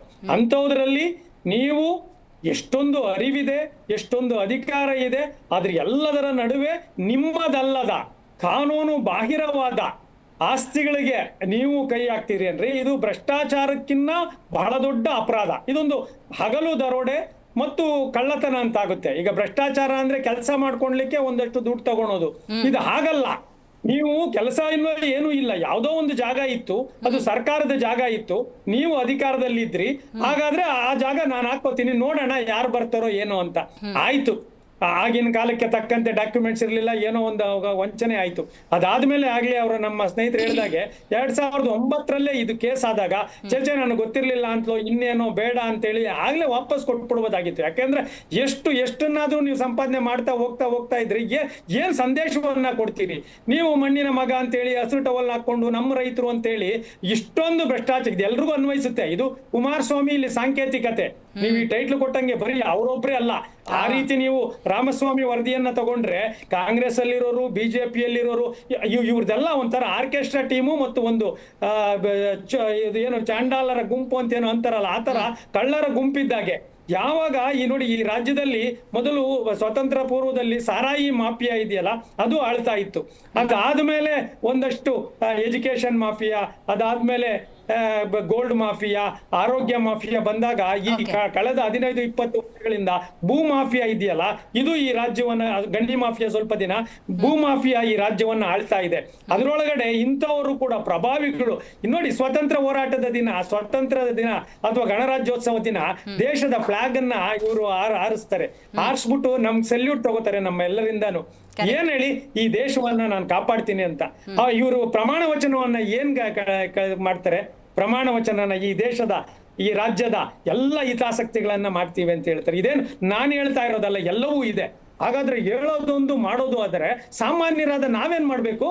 ನಾವು ಸಿಕ್ಕಿದ ಜಮೀನುಗಳಿಗೆಲ್ಲ ಹಾಕೊಂಡ್ಬಿಡೋಣವಾ? ಆಯ್ತು ನೋಡೋಣ, ಆಮೇಲೆ ಕೋರ್ಟ್ಗೆ ಹೋಗ್ಲಿ ಅಂತೇಳಿ. ಕೋರ್ಟ್ ಇರೋದು ಅಪರಾಧವನ್ನ ತಡಿಲಿಕ್ಕೆ, ಅಪರಾಧ ಯಾರನ್ನ ಬರೆದ್ರೆ ರಕ್ಷಣೆ ಮಾಡ್ಲಿಕ್ಕೆ ಅಷ್ಟೇ. ಕೋರ್ಟ್ ಇದೆ ಅನ್ನೋ ಕಾರಣಕ್ಕೆ ನೀವು ತಪ್ಪು ಮಾಡ್ಬೇಕು, ಕೋರ್ಟ್ ನ್ಯಾಯಾಂಗ ಅಲ್ಲ. ನಿಮಗೆ ಕುವೆಂಪು ಅವರು ಹೇಳ್ದಂಗೆ ಎದೆಯ ದನಿಗೂ ಮಿಗಿಲಾದ ಶಾಸ್ತ್ರವಿಹುದೇ. ನಿಮ್ಮ ಧರ್ಮ, ನಿಮ್ಮ ಇದು ಏನೇ ಇದೆಯಾ ಆದಷ್ಟು ಪ್ರಾಮಾಣಿಕವಾಗಿರೋದನ್ನ ಕಲ್ತ್ಕೋಬೇಕೆ ಹೊರತುನು ಈ ರೀತಿ ಮಾಡಿ ಅದನ್ನ ಸಿಕ್ಕಾಕೊಂಡು ಮತ್ತೆ ಸಮರ್ಥನೆ ಮಾಡಿ ದ್ವೇಷ ಅಸೂಯೆ ಬೇರೆ, ದ್ವೇಷ ಅಸೂಯೆ ರಾಜಕೀಯ. ಇದು ಕೋರ್ಟ್ ಹೇಳಿರೋದ್ರಿಂದ ಇದರಲ್ಲಿ ಯಾವುದು ದ್ವೇಷ ಅಸೂಯೆ ಕಾಣ್ತಾ ಇಲ್ಲ. ಇರ್ಬೋದು, ಒಳಗಡೆ ಹಾಕುವಾಗ ದ್ವೇಷ ಅಸೂಯೆ ಇರ್ಬೋದು, ಇಂಪ್ಲಿಮೆಂಟೇಷನ್ ದ್ವೇಷ ಅಸೂಯೆ ಇರ್ಬೋದೇನೋ, ಬಟ್ ಉಳಿದಿದ್ರಲ್ಲಿ ತಪ್ಪು ಮಾಡಿರೋದು ಬಹುತೇಕ ಖಚಿತ ಆಗಿರೋದ್ರಿಂದ ಅವರು ಕೂಡ ಪ್ರಾಮಾಣಿಕವಾಗಿ ಇಲ್ಲ ವಾಪಸ್ ಕೊಡಬೇಕು, ಇಲ್ಲ ರಾಜೀನಾಮೆ ಕೊಡಬೇಕು. ಇದು ಎಲ್ರಿಗೂ ಅನ್ವಯಿಸುತ್ತೆ. ಕುಮಾರಸ್ವಾಮಿ ಅನ್ನೋ ಒಂದೇ ಕಾರಣಕ್ಕಲ್ಲ, ಈ ರೀತಿ ಆರೋಪಗಳು ಬಂದಿರೋ ರಾಜಕಾರಣಿಗಳು ಇನ್ಯಾರಾದ್ರೂ ಪ್ರಾಮಾಣಿಕರಿಗೆ ಸ್ವಲ್ಪ ಜಾಗ ಬಿಟ್ಟು ಹೋದ್ರೆ ನಾವುಗಳಾದ್ರೂ ಒಂದ್ ಸ್ವಲ್ಪ ನೆಮ್ಮದಿಯಾಗಿರ್ತೀವಿ. ಕುಮಾರಸ್ವಾಮಿ ಅವರು ಕೊಟ್ಟಿರುವಂಥ ಸ್ಟೇಟ್ಮೆಂಟ್ ಮೇಲೆ ಮಾತಾಡೋದು ದರ್ಶನ್ ಅವರೇ. ಈಗ ಪ್ರಭಾವಿ ರಾಜಕಾರಣಿ ಕುಮಾರಸ್ವಾಮಿ ಅವರೊಂದು 2 ಸಲ ಮುಖ್ಯಮಂತ್ರಿ ಆಗಿದ್ದವರು, ಕೇಂದ್ರದಲ್ಲಿ ಸದ್ಯ ಸಚಿವರು, ಅವನ್ನೇ ಕಾಂಗ್ರೆಸ್ ಬಿಡ್ತಾ ಇಲ್ಲ, ಈ ರೀತಿ ಹಿಂಸೆ ಕೊಡ್ತಾ ಇದೆ, ಇನ್ನು ಸಾಮಾನ್ಯ ಜನರ ಕಥೆ ಏನು ಅಂತ ಕೇಳ್ತಿದ್ದಾರೆ. ಅಣ್ಣ ಕುಮಾರಣ್ಣ, ನಿನ್ನ ಕಳ್ತನ ಮಾಡು ಅಂತ ಯಾರು ಹೇಳಿಲ್ಲ ಅಣ್ಣ. ನೀನು ಭೂಮಿ ಅಲ್ಲ, ಭೂಮಿ ಹೊಡಿ ಅನ್ನುವಂಥ ವಿಚಾರನ ಕಾಂಗ್ರೆಸ್ನವ್ರು ಹೇಳಿರ್ಲಿಲ್ಲ ಅಣ್ಣ. ಅನ್ಯಾಯ SC ST ಅವ್ರ ಜಮೀನ ಒತ್ತುವರಿ ಮಾಡ್ಕಂತ ಕಾಂಗ್ರೆಸ್ನವ್ರು ಹೇಳಿರ್ಲಿಲ್ಲ ಅಣ್ಣ. ಅಲ್ಲಿ ಏನಿಲ್ಲ ಅಂತಂದ್ರು 200 ಎಕರೆ ಅದ್ರಲ್ಲಿ 102 ಎಕರೆ ಗೋಮಾಳ. ನಾನು ಹೇಳಿದ್ನಲ್ಲ ಸರ್ವೆ ನಂಬರ್ 60, 61 ಅದು SC ST ಅವರಿಗೆ ಸಂಬಂಧಪಟ್ಟಿದ್ದು. ಇನ್ನು ಸರ್ವೆ ನಂಬರ್ 7, 8, 9, 10, 16, 17 ಇದೆಲ್ಲ ಜಾಗದಲ್ಲೂ ಐತಲ್ಲಣ್ಣ. ಇದೆಲ್ಲ ಕಾಗದ ಪೇಪರು. ನೀನು ಮಾಡಿರೋ ಕೆಲಸಕ್ಕೆ ಕಾಂಗ್ರೆಸ್ನವ್ರ ಹೊಣೆ ಅಂತಂದ್ರೆ ಯಾರ್ದೋ ಮನೇಲಿ ಒಂದು ಪಾಪು ಹುಟ್ಟಿದ್ರೆ ಅದಕ್ಕೆ ಇನ್ನೊಂದೇನೋ ಅಂತಂದ್ರೆ ಹೆಂಗಾಗುತ್ತೆ ಮೇಡಮ್? ರೈಟ್. ಹಂಗಾದ್ರೆ ಇದು ಕೇವಲ 14 ಎಕರೆ ಕತೆ ಅಲ್ಲ, ಬೇಕಾದಷ್ಟಿದೆ ಅಂತ. ತುಂಬಾನೇ ಇದೆ ಮೇಡಮ್. ನೀವೀಗ ಆಯ್ತು, ಈಗ ಮಾತಾಡ್ತಾ ಇದ್ವಿ. ಕುಮಾರಣ್ಣವ್ರಿಗೆ ಒಂದು ಪ್ರಶ್ನೆ. ಕುಮಾರಣ್ಣವರೇ, ನೀವು ಮುಖ್ಯಮಂತ್ರಿ ಆಗಿದ್ರಲ್ಲ, ಲೆಟರ್ಗಳ ಮೇಲೆ ಒಬ್ಬ ಮನುಷ್ಯ ಬದುಕು ಇಲ್ಲ, ಹುಟ್ಟು ಇಲ್ಲ, ಕೊನೆ ಪಕ್ಷ ಅವ್ನು ಗೊಂಬೆ ಆಗಿದ್ರು ಪರವಾಗಿಲ್ಲ, ರಾಜಶೇಖರಯ್ಯ ಅನ್ನುವಂತ ವ್ಯಕ್ತಿನ ಸೃಷ್ಟಿ ಮಾಡ್ಕೊಂಡು ಅಧಿಕಾರಿಗಳಿಗೆ ಪತ್ರದ ಮೇಲೆ ಪತ್ರ ಬರೆದಾಗ IAS ಅಧಿಕಾರಿಗಳು ಮುಖಕ್ಕೆ ಹೊಡೆದಂಗೆ ರಿಪ್ಲೈ ಕೊಡ್ತಾರೆ. ಡಿನೋಟಿಫಿಕೇಶನ್ ಮಾಡೋದಕ್ಕಾಗಲ್ಲ, ಆಗಲ್ಲ ಅಂತೇಳಿ. ಆದ್ರೂ ಕುಮಾರಣ್ಣ ಏನ್ ಮಾಡ್ತಾರೆ ಅಂದ್ರೆ, ಇವರು ಒಂದು ಪದ ಹೇಳಿದ್ರು, ಯಾವ್ದದು ಎಂತದ್ದು, ಬೇನಾಮಿ ಅಂತ. ಅಣ್ಣ ಏನ್ ಮಾಡ್ತಾರೆ ಅಂದ್ರೆ, ಅವ್ರ ಅತ್ತೆ ವಿಮಲಾ ಅಂತಿದ್ದಾರೆ, ಅವ್ರಿಗೆ GPA ಮಾಡ್ತಾರೆ. 100 ಕೋಟಿ ರೂಪಾಯಿ ಅಷ್ಟು ಆಸ್ತಿ ಗಂಗೆನಹಳ್ಳಿಲಿ. ಅದಾದ್ಮೇಲೆ ಅವರ ಬಾಮೈದನ್ಗೆ ಚೆನ್ನಪ್ಪ ಅನ್ನೋರ್ಗೆ ಅದೇ ಆಸ್ತಿನ ಕೇವಲ 60 ಲಕ್ಷಕ್ಕೆ ಹೋಗುವಾಗೆ ಯಡಿಯೂರಪ್ಪನವ್ರಿಗೆ ಬ್ಲ್ಯಾಕ್ ಮೇಲ್ ಮಾಡಿ, ಯಡಿಯೂರಪ್ಪನವರು ಒಬ್ಬ ಮುಖ್ಯಮಂತ್ರಿಗಳು ಒಂದು ಟೈಪಿಂಗ್ ಇಲ್ಲ ಮೇಡಮ್, ಕೈ ಬರಹ ಕೊಟ್ಟಿದ್ದಾರೆ. ಮಾನ್ಯ ಯಡಿಯೂರಪ್ಪನವ್ರ ಸಿಗ್ನೇಚರು, ಕುಮಾರಸ್ವಾಮಿಯವ್ರ ಸಿಗ್ನೇಚರ್ಗಳು ಇಲ್ಲಿದ್ದಾವೆ. ಅದು ಗಂಗೇನಹಳ್ಳಿ ಪ್ರಕರಣ ಆಯಿತಾ. ಇನ್ನು ದೇವಗೆರೆ ಗುಡಿಮಾವು ಹತ್ರ 50 ಎಕರೆ ಜಮೀನು, ಆ ಸರ್ವೆ ನಂಬರಲ್ಲಿ ಯಾರ್ದಣ್ಣ ಕುಮಾರಣ್ಣ. ಅದ್ರ ಜೊತೆಗೆ ರಾಂಪುರ ಬಳಿ 8 ಎಕರೆ ಮಾವಿನ ತೋಪು ಯಾರ್ದಣ್ಣ. ಬಗ್ಲೂರಲ್ಲಿ 30 ಎಕರೆ ಕುದುರೆ ಫಾರ್ಮು ಯಾರಿಗೆ ಸೇರಿದ್ದಣ್ಣ. ಚಿಕ್ಕಗುಬ್ಬಿ ಹತ್ರ 30 ಎಕರೆ ವಿಲ್ಲಗಳು ಯಾರಿಗೆ ಸಂಬಂಧಪಟ್ಟಿದ್ದಣ್ಣ. ನೈಸ್ ಬಗ್ಗೆ ಮಾನ್ಯ ದೇವೇಗೌಡರು ಬಹಳ ಹೋರಾಟ ಮಾಡೋರು, ಆದರೆ ಆ ನೈಸ್ಗೆ ಸಹಿ ಹಾಕಿದ್ದೆ ದೇವೇಗೌಡರು. ಆ ನೈಸ್ ರೋಡ್ ಇದೆಯಲ್ಲ, ಆ ಕಡಿಕೆ ಈ ಕಡಿಕೆ ಕುಮಾರಣ್ಣ ಆ ಹೋತಿದ್ರೆ ಕುಮಾರಣ್ಣಂದು ಜಮೀನು, ಕುಮಾರಣ್ಣಂದು ಜಮೀನು, ಕುಮಾರಣ್ಣನ ಜಮೀನು ಅಂತ ಸೌಂಡ್ ಬರ್ತಾ ಇರುತ್ತೆ. ಎಷ್ಟು ಜನ ಬಡ ರೈತರನ್ನ ರಕ್ತ ಹೀರಿದಿರಣ. ಎಲ್ಲದಕ್ಕೂ ಒಂದು ಅಂತ್ಯ ಅನ್ನೋದಿರ್ತದೆ. ನೀವು ನೋಡಿದ್ರೆ ಹೆಸರಿಗಷ್ಟೇ ಮಣ್ಣಿನ ಮಕ್ಕಳು ಅನ್ನುವಂಥದ್ದು ನಾನು ಇಷ್ಟೋ ತನಕ ಎಲ್ಲ ಹೇಳಿದ್ನಲ್ಲ. ಮತ್ತೆ ಜಂತಕಲ್ ಮೈನಿಂಗ್ ಇರ್ಬೋದು, ಗೊಡ್ಗೆರೆ ಅಕ್ರಮ ಭೂ ನೋಟಿಫಿಕೇಶನ್ ಇರ್ಬೋದು, ಪ್ರತಿಯೊಂದು ಸಮೇತ ಕುಮಾರಣ್ಣನ ಏನು ಹುಡುಕ್ತಾ ಹೋದ್ರೆ ಮೇಡಮ್ ಮಾತು ಆ ಸೌಮ್ಯ ಎಲ್ಲ ಕೇಳಬೇಕಾದ್ರೆ ಅವ್ರ ಪಿಕ್ಚರ್ ನಾವು ನೋಡಿದ್ವಿ ಮೇಡಮ್. ಚಿಕ್ಕ ಹುಡುಗರು ಟಿವಿನಲ್ಲಿ ನೋಡ್ತಾ ಇದ್ವಿ, ಹಾಲುಂಡೆ ತವರು ಕರುಳಿನ ಕೂಗು ಪಿಕ್ಚರ್ ನೋಡ್ತಾ ನೋಡ್ತಾ ಕಣ್ಣಲ್ಲಿ ನೀರು ಹಾಕ್ತಾ ಇದ್ವಿ. ಕುಮಾರಣ್ಣ ಆಡೋದು ನೋಡಿದ್ರೆ ಏನೂ ಇಲ್ಲ ಅಣ್ಣ. ಇನ್ನೊಂದು ನಿಮ್ಮ ಭಾವ ಇದ್ದಾರಲ್ಲ, ಭಾವಂತರು ಬಾಮೈದ ಅಂತಾರ, ಸಮಾಜ ಸೇವೆಯನ್ನು ತುಂಬ ಮಾಡಿದ್ರಲ್ಲ. ಅವರೇ ಹೇಳಿದರು ಒಂದು ಕಾರ್ಯಕ್ರಮದಲ್ಲಿ, ನಾನು ಸೈಕಲ್ಲು ಇರಲಿಲ್ಲ, ನಡ್ಕೊಂಡು ಶಾಲೆಗೆ ಹೋಗ್ತಾ ಇದ್ದೆ ಉದಯಪುರದಿಂದ ಚನ್ನರಾಯಪಟ್ಟಣಕ್ಕೆ. ಅಂತಹ ಬಡತನ, ಅಂತಹ ಕೃಷಿ ಕುಟುಂಬದಿಂದ ಬಂದಂಥವ್ರು. ಅವರು ಎಲೆಕ್ಷನ್ಗೆ ಇದನ್ನ ಕೊಡ್ತಾರಲ್ಲೇನು, ಅಫಿಡೇವಿಟ್ ಕೊಡೋ ಡಿಕ್ಲೇರ್ ಮಾಡ್ಕೊಳ್ತಾರಲ್ಲ, ಅವಾಗ 96 ಕೋಟಿ ರೂಪಾಯಿ ಆಸ್ತಿ. ಎಷ್ಟು 5 kg ಚಿನ್ನ, 25 kg ಬೆಳ್ಳಿ, ವಜ್ರದ ಹಾರ. ಅಯ್ಯೋ ದೇವ್ರೆ, ಡಾಕ್ಟ್ರು ಈ ಪ್ರಪಂಚದಲ್ಲಿ ಅಷ್ಟು ಜನ ಇದ್ದಾರೆ, ಯಾರ ಹತ್ರನೂ ಇಷ್ಟು ಆಸ್ತಿ ಇಲ್ಲ. ಈಗ ಕೇತಗಾನಹಳ್ಳಿ ವಿಚಾರ ಬಂದಾಗಲೂ ಕೂಡ ಇಂಥದ್ದೇ ಹಲವಾರು ಪ್ರತಿಕ್ರಿಯೆಗಳು ಬರ್ತವೆ. ಏನು ಅಂತ ಹೇಳಿದ್ರೆ, ಡಾಕ್ಟರ್ CN ಮಂಜುನಾಥ್ ಅವರು ಸಂಸದರಾದ ಮೇಲೆ 71 ಎಕರೆ ಆಸ್ತಿಯನ್ನು ಮಾಡಿದ್ದಾರೆ, 71 ಇಂಚು ತಗೊಂಡಿಲ್ಲ ಅಂತ ಕ್ಲಾರಿಫೈ ಮಾಡಿದ್ದಾರೆ. ಅವ್ರು ಹೇಳಿದ್ರು ಮೇಡಮ್, ಇವತ್ತು ಅವರೇ ಚುನಾವಣೆಯಲ್ಲಿ ಡಿಕ್ಲೇರ್ ಮಾಡಿರೋದಲ್ಲ 96 ಕೋಟಿ ರೂಪಾಯಿ ಆಸ್ತಿ. ಒಬ್ಬ ಸಮಾಜ ಸೇವಕ ಅವ್ರು ಹೇಳಿದ್ರು. ಅವ್ರ ಮನೇಲಿ ಅವ್ರ ಮಗನ ಉದ್ಯೋಗ ಮಾಡ್ತಾ ಇರ್ಲಿಲ್ಲ, ಅವರ ಪತ್ನಿ ಧರ್ಮಪತ್ನಿ ಬಂದು ಹೌಸ್ ವೈಫ್ ಗೃಹಿಣಿ ಆಗಿರ್ತಕ್ಕಂಥವ್ರು, ಇವರೊಬ್ಬರೇ ದುಡಿತಿದ್ದವರು. ಅವರು ಎಲ್ಲೋ ಒಂದು ಕಡೆ ಹೇಳ್ಬೇಕಾದ್ರೆ ಹೇಳ್ತಾರೆ, ನನ್ನ ಸಂಬಳದ ದುಡ್ಡನ್ನೆಲ್ಲ ನಾನು ಬರೋ ಪೇಷಂಟ್ಗಳಿಗೆ ಕೊಡ್ತಾ ಇದ್ದೆ ಅಂತ. ಇದು ಹೆಂಗಣ ಬಂತು 96 ಕೋಟಿ ರೂಪಾಯಿ ಆಸ್ತಿ? ಹೆಂಗಣ 25 kg ಬೆಳ್ಳಿ, ಹೆಂಗಣ 5 kg ಚಿನ್ನ? ಕುಮಾರಣ್ಣ ನೀನಾದ್ರೂ ಹೇಳೋಣ. ಈಗ ಡಾಕ್ಟರ್ ಮಂಜಣ್ಣ ಅವರೇ, ಇವತ್ತು ನೀವು ಅಲ್ಲಿ ಏನು ಅಕ್ರಮ ನಡೆದಿಲ್ಲ ಅಂದ್ರಲ್ಲ, ಹೆಂಗೆ ಸರ್ವೇರು ಅಥವಾ ಹೆಂಗೆ ಕೋರ್ಟ್ ಆರ್ಡರ್ಗಳು ಬರ್ತದೆ ಒಂದು ಮೇಡಮ್. ಇನ್ನೊಂದು ಇವರು ಪ್ರಶ್ನೆ ಮಾಡ್ತಾ ಮಾನ್ಯ DK ಶಿವಕುಮಾರ್ ಅವರ ವಿಚಾರವನ್ನ ಎತ್ತಿದ್ರು. ರೆಸ್ಪೆಕ್ಟ್ ಹಿಮ್ ಹೇಳ್ಬೋದು. ಆದ್ರೆ ಅದೇ SR ಹಿರೇಮಠ ಅವ್ರ ಬಗ್ಗೆ ಮಾತನಾಡುವಾಗ ರೆಸ್ಪೆಕ್ಟ್ ಹಿಮ್.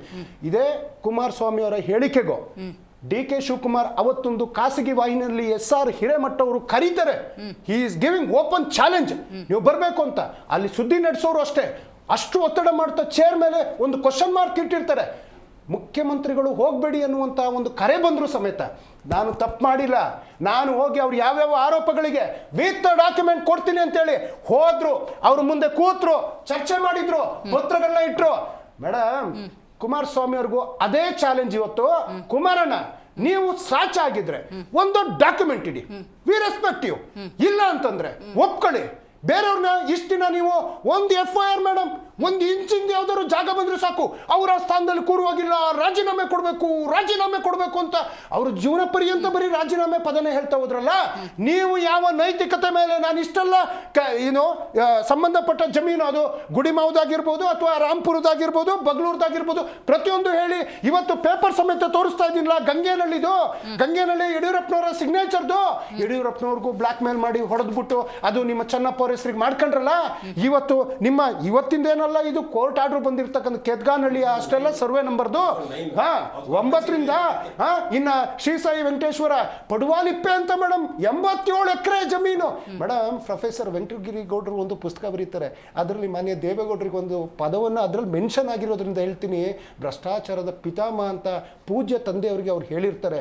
ಇದನ್ನ ಮೀರಿಸುವಂತ ಅದ್ರಕ್ಕೂ ಡಬ್ಬಲ್ ಆಗಿರ್ತಕ್ಕಂಥ ಸಾಮಾನ್ಯ ಒಬ್ಬ ಕಾಂಟ್ರಾಕ್ಟರ್, ಕಸ ಹೊಡೆಯುವಂತ ಅಂತ ಕಾಂಟ್ರಾಕ್ಟ್ ಆದಂಥ ವ್ಯಕ್ತಿ ಇವತ್ತು ಇಷ್ಟೆಲ್ಲ ಆಸ್ತಿ. ಇವರು ಹೇಳ್ತಾ ಇದ್ರು, ನೀವು ಬೆಂಗಳೂರಿನ ಸುತ್ತಮುತ್ತ ಮೇನ್ ಯಾವ್ಯಾವ ಜಾಗಗಳಿದೆ, ನೀವು ಅವರ ಸಂಬಂಧಿ ಕುಡಿಗಳನ್ನೆಲ್ಲ ಹುಡ್ಕೊಂಡು ಹೋದ್ರೆ ಎಲ್ಲ ಕಡೆ ಅವರ ಒಂದು ಆಸ್ತಿಯನ್ನ ಇವರು ಮಣ್ಣಿನ ಮಕ್ಕಳೆಲ್ಲ ಮಣ್ಣಿನ ಕಳ್ಳರು.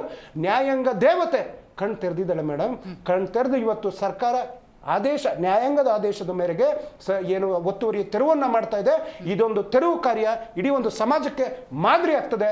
ಈ ಒಂದು ನೈತಿಕತೆ ಭ್ರಷ್ಟಾಚಾರಿಗಳಿಗೆ ಕಾನೇ ದುಂಗ ನರೇಂದ್ರ ಮೋದಿ ಅವರು ಹೇಳಿದ್ರಲ್ಲ, ಮೋದಿಜಿ ಇದರ ಅವ್ರ ಕುಟುಂಬದ ಮೇಲೆ ಹೆಣ್ಣು ಮಕ್ಕಳ ಮೇಲೆ ಅತ್ಯಾಚಾರ ಇದೆ, ಗಂಡು ಮಕ್ಕಳ ಮೇಲೆ ಅತ್ಯಾಚಾರ ಇದೆ. ಭ್ರಷ್ಟಾಚಾರದ ಇಷ್ಟು ದೊಡ್ಡ ಬ್ರಹ್ಮಾಂಡ ಭ್ರಷ್ಟಾಚಾರದ ಆರೋಪ ಅಲ್ಲ, ಸಾಬೀತಾಗಿದೆ. ಯಾವಾಗ ನೀವು ರಾಜೀನಾಮೆ ತಗೊಂಡು ನಾನು ಸ್ವಚ್ಛಂದದ ರಾಜಕೀಯವನ್ನು ನಡೆಸ್ತಾ ಇದ್ದೀನಿ ಅಂತ ಮಾನ್ಯ ನರೇಂದ್ರ ಮೋದಿ ಅವರು ಭಾವಿಸಿ ಇವರನ್ನ ಮನೆಗೆ ಕಳಿಸ್ತಾರೋ ಅನ್ನುವಂಥ ಕುತೂಹಲ ನಮಗೆ ಇದೆ ಮೇಡಮ್. ರೈಟ್ ಶಶಿಧರ್ ಅವರೇ, ಕುಮಾರಸ್ವಾಮಿ ಅವರು ಅಧಿಕಾರದಲ್ಲಿದ್ದ ಸಂದರ್ಭದಲ್ಲೇ ತಾನು ಒತ್ತುವರಿ ಮಾಡ್ಕೊಂಡಿದ್ದಾರೆ ಅನ್ನೋದಾದರೆ ದಾಖಲೆಗಳನ್ನು ತಿರುಚುವಂತಹ ಪ್ರಯತ್ನವನ್ನು ಮಾಡ್ಬೋದಾಗಿತ್ತು. ಆದರೆ ಮಾಡಿಲ್ಲ. ಆದರೆ ಅವರು ನಿಷ್ಠಾವಂತರಿದ್ದಾರೆ, ಸತ್ಯವಂತರಿದ್ದಾರೆ, ಇಂಥ ಒತ್ತುವರಿ ಏನೂ ಮಾಡಿಲ್ಲ. ಅವರ ರಾಜಕೀಯ ವೇಗವನ್ನು ತಡೆಯುವ ಸಲುವಾಗಿ ಈ ಪ್ರಕ್ರಿಯೆಗಳು ನಡೀತಾ ಇದೆ ಅಂತ ಇದಕ್ಕೇನಂತೀರಿ? ಇಲ್ಲ ಅದು ಯಾರು ತಿರ್ಚೋದಕ್ಕಾಗೋದಿಲ್ಲ. ಯಾಕೆಂದ್ರೆ ಇದು ಭೂಮಾಪನ ಆಗಿರತಕ್ಕಂಥ ಬ್ರಿಟಿಷ್ ಕಾಲದಿಂದ ಏನಾಗಿದೆ, ಒಂದು ಸರ್ವೆ ನಂಬರ್ ಅಂತ ಒಂದಿದ್ರೆ, ಒಂದು 2 ಎಕರೆ ಸರ್ವೆ ನಂಬರ್ ಇದ್ರೆ, ಒಂದು ಅರ್ಧ ಎಕರೆ ಗೋಮಾಳ ಅಂತ ಇರುತ್ತೆ, ಇಲ್ಲ ಒಂದು 4 ಎಕರೆ ಗೋಮಾಳ, 8 ಎಕರೆ ಕೃಷಿ ಭೂಮಿ, ಕುಷ್ಕಿ ಭೂಮಿ, ಈ ರೀತಿ ಮೆನ್ಷನ್ ಆಗಿಬಿಟ್ಟಿದೆ. ಇವತ್ತಿಂದಲ್ಲ, 1917 ಡಾಕ್ಯುಮೆಂಟ್ ತಗೊಳ್ಳಿ, 1900 ಡಾಕ್ಯುಮೆಂಟ್ ತಗೊಳ್ಳಿ, ಬ್ರಿಟಿಷರ್ಸ್ ಎಲ್ಲ ಡಾಕ್ಯುಮೆಂಟ್ ಅನಲೈಸ್ ಮಾಡಿದ್ದಾರೆ. ಪ್ರತಿಕ್ರಿಯೆ ಕೊಡ್ತಾರೆ. ಸುರೇಶ್ ಬಾಬು ಅವ್ರು ಹೇಳೋ ಪ್ರಕಾರ ಈಗ ನೋಡಿ, ಅಂಥದ್ದೇನಾದ್ರೂ ಇತ್ತು ಅಂದ್ರೆ ಕುಮಾರಸ್ವಾಮಿ ಅವ್ರನ್ನ ಕರೆಸಬಹುದಾಗಿತ್ತು, ಡಾಕ್ಯುಮೆಂಟ್ಸ್ ವೆರಿಫೈ ಮಾಡಬಹುದಾಗಿತ್ತು. ಏಕಾಏಕಿ ತೆರವು ಅಂದ್ರೆ ಅಂತ ಏಕಾಏಕಿಯಲ್ಲಿ 2009 ಹೇಳಿದ್ರಲ್ವಾ. ಈಗ ಮಾನ್ಯ ವಕ್ತಾರರು ಹೇಳಿದಾಗೆ 2009 ಆರ್ಡರ್ ಆಗಿದೆ, ಆರ್ಡರ್ನ ಇಂಪ್ಲಿಮೆಂಟ್ ಮಾಡಿಲ್ಲ ಅಂತ ಅಷ್ಟೇ. ಇವತ್ತು ನೀವು ಆರ್ಡರ್ನ ಇಂಪ್ಲಿಮೆಂಟ್ ಮಾಡಿಲ್ಲ. ಅವತ್ತಿನ 2013ರಿಂದ 18 ಸರ್ಕಾರನೂ ಮಾಡಿಲ್ಲ, 2018ರಿಂದ 23 ಸರ್ಕಾರನೂ ಮಾಡಿಲ್ಲ. ಈ ಸರ್ಕಾರ ಮಾಡಲಿ ಅಂತ ಹೇಳಿರತಕ್ಕಂಥದ್ದು ಇನ್ನೊಂದ್ಸರಿ ಚಾಟಿ ಬೀಸಿದೆ. ನಿಮ್ಗೆ ಮಾಡಕ್ ಆಗುತ್ತಾ ಇಲ್ಲ ನಾವೇನಾದ್ರೂ ಬರ್ಬೇಕಾ? ನಾವು ಕೋರ್ಟ್ ಫೀಲ್ಡ್ ಇಳಿದ್ರೆ ಏನಾಗುತ್ತೆ ಅಂತ ಎಲ್ಲರೂ ಗೊತ್ತಿರತಕ್ಕಂಥ ಸರ್ಕಾರಗಳೇ ಉರುಳುತ್ತೆ. ಆ ನಿಟ್ಟಿನಲ್ಲಿ ಕೆಲಸ ಮಾಡಲೇಬೇಕು, ಅದ್ರ ಮಾಡಿರ್ತಕ್ಕಂಥ ಕೆಲಸಗಳಾಗಬೇಕು. ಇನ್ನೊಂದು ಮುಖ್ಯವಾಗಿ ಹೇಳ್ತಾರೆ, ಆರ್ಟಿಕಲ್ 79AB ಅಂತ ಇದೆ. ಆರ್ಟಿಕಲ್ 79AB ಏನು ಹೇಳುತ್ತೆ ಅಂದ್ರೆ, ಎಲ್ಲಿ ಇನ್ಕಮ್ ಟ್ಯಾಕ್ಸ್ ಹೋಲ್ಡರ್ಸು ರೈತರ ಜಮೀನುಗಳನ್ನು ಕೃಷಿ ಜಮೀನುಗಳನ್ನು ಖರೀದಿಸುವಂತಿಲ್ಲ. ಅದು ಆರ್ಟಿಕಲ್ AB ನಮ್ಮ ಕರ್ನಾಟಕದಲ್ಲಿ ಎಕ್ಸಿಸ್ಟೆನ್ಸ್ ಇತ್ತು. ಯಾವಾಗ ಈ ಅಶೋಕ್ ಅವರು ಕಂದಾಯ ಸಚಿವರಿದ್ದಾಗ ಅದನ್ನ ಅಬೋಲಿಷ್ ವಾಪಸ್ ತಗೋತಾರೆ.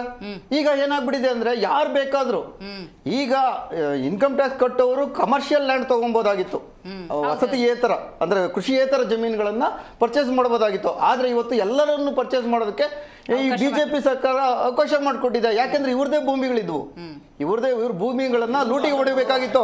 ಈ ಲೂಟಿಗಳನ್ನು ಹೊಡೆಯೋದಕ್ಕೋಸ್ಕರನೇ ಮಾಡಿರ್ತಕ್ಕಂಥದ್ದು. ಈಗಲಿಂದಲ್ಲ, ನಾನೊಂದು ಎಕ್ಸಾಂಪಲ್ ಕೊಡ್ತೀನಿ. RL ಜಾಲಪ್ಪನವರು ದೊಡ್ಡಬಳ್ಳಾಪುರದಲ್ಲಿ 80 ಎಕರೆ ಕ್ಯಾಂಪಸ್ ಮಾಡಿದ್ದಾರೆ.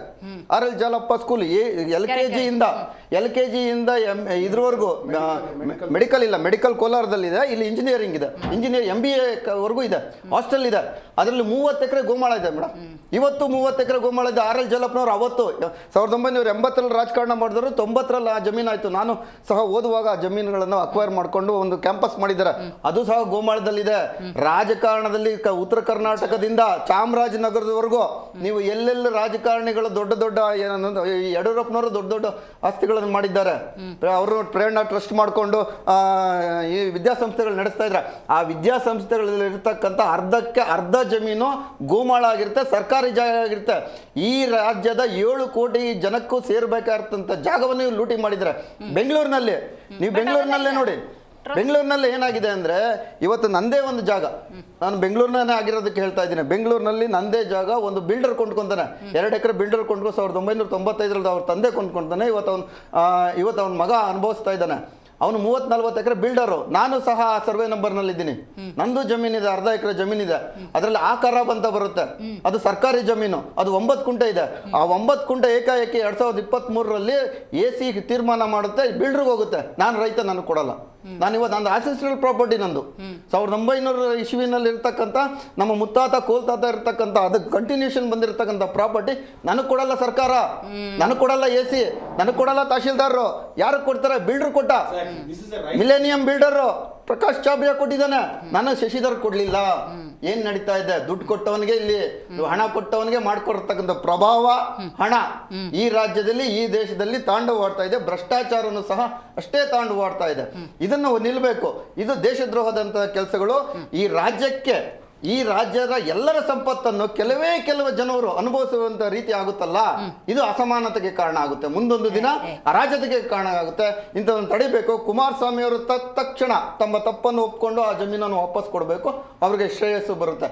ಅದು ಆಗೋದಿಲ್ಲ ಅಂತ ನಾನು ಅನ್ಕೋತೀನಿ. ಯಾಕಂದ್ರೆ ಅಂತಹ ಜಾಯಮಾನದವರು ಕುಮಾರಸ್ವಾಮಿ ಆಗ್ಲಿ, JDS ಇರತಕ್ಕಂತಹ ಮುಖ್ಯ ಯಾರು ಮುಖಂಡರುಗಳಿದ್ದಾರೆ, ಅವ್ರು ಯಾರು ಮಾಡೋದಿಲ್ಲ ನನಗೆ ಗೊತ್ತಿರತಕ್ಕಂಥ. ಇನ್ನು ಕಾಂಗ್ರೆಸ್ನವರಾದ್ರೂ BJP-ನವರಾದ್ರೂ ಏನೋ ಒಂದು ಸ್ವಲ್ಪ ಉಳಿಸ್ಕೊಂಡಿರ್ಬೋದು, ಆದ್ರೆ ಇವರು ಮಾತ್ರ ಬಿಟ್ಕೊಡುವಂತ ಚಾನ್ಸ್ ಇಲ್ಲ ಅಂತ ನಾನು ಹೇಳ್ತೀನಿ. ದರ್ಶನ್ ಅವರು ಮಾತಾಡ್ತಿರ್ಬೇಕಾದ್ರೆ ಬೆಂಗಳೂರಿನ ಮೂಲೆಯಲ್ಲಿ ಹೆಂಗೆ ಆಸ್ತಿ ಮಾಡಿದ್ದಾರೆ ಅಂತ ಹೇಳ್ತಾ ಇದ್ರು.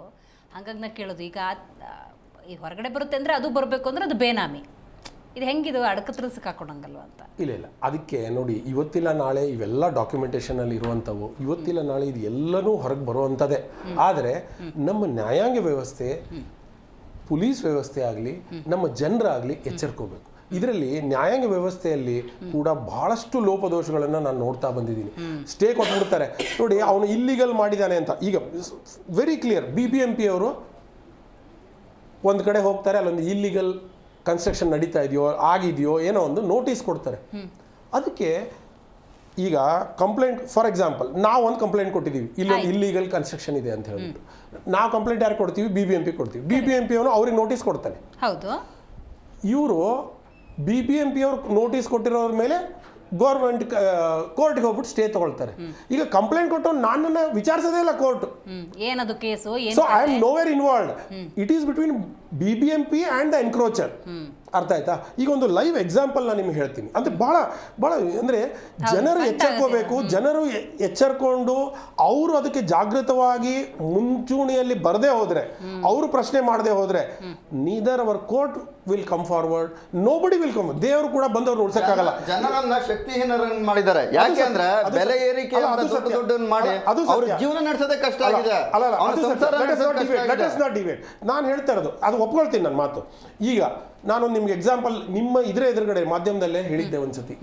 ಇದೇ ಗೋವಿಂದರಾಜ ನಗರ, ವಿಜಯನಗರ ವ್ಯಾಪ್ತಿಯಲ್ಲಿ ಬರುವಂತ ಸುಮ್ಮನಹಳ್ಳಿ ಸರ್ಕಲ್ ಹತ್ರ ಇರುವಂತ ಸಾಲಾರ್ಪುರ ಸತ್ವ ಅನುಗ್ರಹ, ಅಲ್ಲಿ ಒಂದು ಇಲ್ಲಿಗಲ್ ಕನ್ಸ್ಟ್ರಕ್ಷನ್ ಆಗಿದೆ ಅಂತ 1.5 ವರ್ಷ ಆಯಿತು. ಅಲ್ಲಿ ನಾವು ಕಂಪ್ಲೇಂಟ್ ಕೊಟ್ಟಿದ್ದೀವಿ. ಅದಕ್ಕೆ BBMP ಅವರು ನೋಟಿಸ್ ಕೊಟ್ಟಂಗೆ ಮಾಡ್ತಾರೆ. ಹಿಂದಿಂದ ಹೇಳ್ತಾರೆ, ಇಂಥವರೆಲ್ಲ ಟ್ರೈ ಮಾಡ್ತಾ ಇದ್ದಾರೆ ಅಂತ. ಅಲ್ಲಿ ಇರೋನು ಗೌರ್ಮೆಂಟ್ ಎಂಪ್ಲಾಯಿನೇ, ಸೆಂಟ್ರಲ್ ಗೌರ್ಮೆಂಟ್ ಎಂಪ್ಲಾಯಿ. ಅವನು ಇಲ್ಲಿಗಲ್ ಕನ್ಸ್ಟ್ರಕ್ಷನ್ ಡಿಫೆಂಡ್ ಮಾಡ್ಕೊಂಡು ಹೋಗ್ಬಿಟ್ಟು ಸ್ಟೇ ಕೊಡ್ತಾನೆ. ಅವಾಗ ಕಂಪ್ಲೇಂಟೆಂಟ್ ಪಾರ್ಟಿನ ಇನ್ವಾಲ್ವೇ ಮಾಡಲಾರ್ದೆ ಕೋರ್ಟ್ ಸ್ಟೇ ಕೊಟ್ಟರೆ ಏನು ಮಾಡ್ಬೇಕು BBMP ಅವರು? BBMP ಅವ್ರಿಗೂ ಅದೇ ಬೇಕು. BBMP ಅವರೇ ಹೇಳ್ಕೊಟ್ಟಿರ್ತಾರೆ ಅಲ್ಲಿ ಹೋಗ್ಬಿಟ್ಟು ಮಾಡಿ ಅಂತ. ಇಂಥ ಕ್ರಿಮಿ ಕೀಟಕಗಳು. ಈಗ AW ಉಮೇಶ್ ಅನ್ನೋನ ಹೆಸರು ತಗೊಂಡಿದ್ದೆ, ಇವತ್ತಿಗೂ ನಾಲಾಯಕ್ ನನ್ನ ಮಗ ಅಲ್ಲೇ ಇದ್ದಾನೆ. ಇವತ್ತು ಅವರ ಅಪೋಸಿಟ್ ಪಾರ್ಟಿ ಅವರಿಗೆ ಕೇವಿಟ್ ಹಾಕ್ಲಾರದೆ ಹೋಗ್ಬಿಟ್ಟು ಸ್ಟೇ ಬರೋಂಗ್ ಮಾಡಿದ್ದಾನೆ. ಈ ಕ್ಷಣದಲ್ಲಿ ಅದರಂಥದೇ ಇಲ್ಲಿಗಲ್ ಕನ್ಸ್ಟ್ರಕ್ಷನ್ ಇನ್ನೊಬ್ರು ಪಕ್ಕದಲ್ಲಿ ಅದೇ ಸಾಲಾರ್ಪುರ ಸತ್ಯವಾಲ ಆಗ್ತಾ ಇದೆ. ಬಿಲ್ಡರ್ ಮೇಲೆ ಇವತ್ತಿನವರೆಗೂ ಚಕಾರ ಆಕ್ಷನ್ ತಗೊಂಡಿಲ್ಲ. ಈ ವಿಚಾರ ತಿಳ್ಕೊಳ್ಳಿ. ಇನ್ನೊಂದು, ಈಗ it is a bonded area. Without the permission of Salarpura Sattva's management, construction material cannot come inside. It is not kg or 2 kg. Truck ಲೆಕ್ಕದಲ್ಲಿ ಬರ್ಬೇಕಲ್ಲ ಒಳಗಡೆ. ಇಲ್ಲಿಗಲ್ ಕನ್ಸ್ಟ್ರಕ್ಷನ್ ನಡೆದಿದೆ. ಇಲ್ಲಿಗಲ್ ಕನ್ಸ್ಟ್ರಕ್ಷನ್ ಅಂತ BBMP ಅವರು ಸರ್ಟಿಫೈ ಮಾಡಿದ್ದಾರೆ. ಡೆಮಾಲಿಷನ್ಗೆ ಬಂದಿದ್ದಾರೆ. ಡೆಮಾಲಿಷನ್ ಆಗಲಾರ್ದಂಗೆ ಅವ್ರೇನೋ ಚಾತುರ್ಯತೆ ತೋರಿಸಿದ್ದಾರೆ, ಮನೇಲಿ ಇಲ್ಲ ಅದು ಇದು ಅಂತ. ಅದರ ಪಕ್ಕದಲ್ಲಿ ಮತ್ತೊಂದು ಆಗ್ತಾ ಇದೆ. ಅಲ್ಲಿ AE Santosh, AW Umesh, JC ಅಂದರೆ ಜಾಯಿಂಟ್ ಕಮಿಷನರ್ ವೆಸ್ಟ್ ನಿದ್ದೆ ಮಾಡ್ತಾ ಇದ್ದಾರೆ. ಯಾರ ಕಡೆಯಿಂದ ಎಷ್ಟು ದುಡ್ಡು ತಿಂದಿದ್ದಾರೆ ಅನ್ನೋದು ಓದ್ರೆ ಕರೆಕ್ಟಾಗಿ ಬಾಯ್ಬಿಟ್ಟು ಹೇಳ್ತಾನೆ ಕಮಿಷನರ್. BBMP ಕಮಿಷನರ್ ಕತ್ತೆ ಕಾಯ್ತಾ ಇದ್ದಾನ. ಕೋರ್ಟ್ ಅವರು ಒಂದಕ್ಕೆ ಯಾವುದಕ್ಕೂ ಸ್ಟೇ ಕೊಟ್ಟಿದ್ದಾರೆ ಡೆಮಾಲಿಷನ್ಗೆ. ಈ ರೀತಿ ಆದರೆ ಅಂದರೆ ನಾನು ಹೇಳೋದು ಇದು ಒಂದು ಚಿಕ್ಕ ಎಕ್ಸಾಂಪಲ್. ಇದೇ ಅಂತಲ್ಲ. ಈಗ ಉಮೇಶ್ ಅವ್ರಿಗೆ ದೊಡ್ಡ ಕೆಟ್ಟ ಮನುಷ್ಯನ ಇಲ್ಲ, ಅವನಕ್ಕಿಂತ ದೊಡ್ಡ ಕೆಟ್ಟ ಮನುಷ್ಯರು ಇದ್ದಾರೆ. ಆದರೆ ಇವನು ಕೂಡ ಕಡಿಮೆ ಅಲ್ಲ. ಕಾಂಪಿಟೇಷನ್ ಪರಮಾವಧಿಗೆ ನಾನು ದೊಡ್ಡವನು, ನಾನೊಬ್ಬ ಇಡಿಯಟ್ ಆಗ್ತೀನಿ, ನಾನು ಅದಕ್ಕಿಂತ ದೊಡ್ಡ ಇಡಿಯಟ್ ಆಗ್ತೀನಿ ಅಂತ ಅವರು ಕಾಂಪಿಟೇಷನ್ ನಡೆಸಿದ್ದಾರೆ. ಅಂದರೆ ಇದು ಒಬ್ಬೊಂದು ಯಾವುದೋ ಒಂದು ವಿಜಯನಗರದಲ್ಲಿ ಆಗ್ತಾ ಇರೋದು ಒಂದು ಎಕ್ಸಾಂಪಲ್ ಇಂದ ನಾನು ಎಲ್ಲ ಕಡೆ ಇದು ಆಗ್ತಾ ಇದೆ. ಜನರು ಎಚ್ಚರಿಕೋಬೇಕು. ಸಾಲಾರ್ಪುರ ಸತ್ವ ಅಲ್ಲಿ ಇವತ್ತು ಅಲ್ಲಿ ಫ್ಲಾಟ್ ಅಲ್ಲಿ ಇರುವಂತವ್ರು ಅವ್ರ ಕಣ್ಣೆದುರುಗಡೆ ಅವರೇ ಕಂಪ್ಲೇಂಟ್ ಕೊಟ್ಟಿದ್ದಾರೆ. ಆಗ್ತಾ ಇದೆ. ನಾನು ಹೇಳ್ತಾ ಇರೋದು, ವೆನ್ ಎಜುಕೇಟೆಡ್ ಪೀಪಲ್ ಮಧ್ಯದಲ್ಲಿ ಅವರು ಲೆಟರ್ ಕೊಟ್ಟರು ಕೂಡ ಅಕ್ರಮ ಆಗ್ತಾ ಇದ್ರು ಜನರು ಅಸಹಾಯಕವಾಗಿ ನಿಂತಿದ್ದಾರಲ್ಲ, ಇದು ದುರ್ದೈವ ನಮ್ದು. ಹಾಗಾಗಿ ನಮ್ಮ ರೋಡ್ನಲ್ಲಿ ಇಂಥ ಅಕ್ರಮಗಳನ್ನ ನಾವು ನಿಲ್ಲಿಸಬೇಕು ಅಂತಂದ್ರೆ ಇಂಥ ಇಡಿಯಟ್ AW ಉಮೇಶ್ ಅಂತವ್ರಿಗೆ ಹಿಡಿದು ಬಿಟ್ಟು ಅವತ್ತಿಂದ ಅವತ್ತೇ ಜೈಲ್ಗೆ ಹಾಕ್ಬೇಕು. ಇಲ್ಲ ಉಮೇಶ್ ತಪ್ಪು ಮಾಡಿದವನಿಗೆ ಜೈಲ್ಗೆ ಹಾಕ್ಸ್ಬಹುದಿತ್ತು, ಮಾಡ್ತಾ ಇಲ್ಲ ಅವನು. ಅಂದ್ರೆ ಇದು ಸರಣಿ, ಇದು ಒಬ್ಬರದು. ಈ ಒಬ್ಬ ಉಮೇಶ್, ಒಬ್ಬ ಸಂತೋಷ್, ಒಬ್ಬ ಜಾಯಿಂಟ್ ಕಮಿಷನರ್ ನಾಚಿಗೆಟ್ಟ ಕಮಿಷನರ್ದು ಅವ್ರ ಹೆಸರು ಹೇಳ್ತಾ ಇಲ್ಲ, ಆದರೆ ಇದು ಸಾರ್ವತ್ರಿಕವಾಗಿ ನಡೀತಾ ಇದೆ. ಹಾಗಾಗಿ ಜನರು ಎತ್ತಿರ್ಕೋಬೇಕು. Your education, your art, your skill, your energy should be to question the wrong people, not to support them or to keep mum. ಇದು ನಾನು ಹೇಳಕ್ಕೆ ಇಷ್ಟಪಡ್ತೇನೆ. ರೈಟ್. ವಿವೇಕಾನಂದ ಸರ್, ನೀವು ಹೇಳ್ಬೇಕೀಗ ನೋಡಿ, ಕಳೆದ 40 ವರ್ಷಗಳಿಂದ ಆಸ್ತಿ ಖರೀದಿ ಮಾಡಿದ್ದಾರೆ ಕುಮಾರಸ್ವಾಮಿ ಅನ್ನೋದೇ ಆದರೆ ಅವತ್ತಿನಿಂದ ಜಮೀನನ್ನು ಹೆಂಗೆ ಉಳಿಸ್ಕೋಬೇಕು ಎಲ್ಲ ರೀತಿಯ ಪ್ಲಾನ್ಗಳನ್ನು ಮಾಡ್ಕೊಂಡಿದ್ದಾರೆ. ತೆರವು ತಾನೇ ಇದೇನೋ ಪ್ರಕ್ರಿಯೆ ಆಗ್ತಾ ಇದೆ, ಸರ್ವೆ ತಾನೇ ಆಗಲಿ ಬಿಡು, ನನಗೆ ಹೆಂಗೆ ಉಳಿಸ್ಕೋಬೇಕು ಹಂಗೆ ಉಳಿಸ್ಕೋತೀನಿ.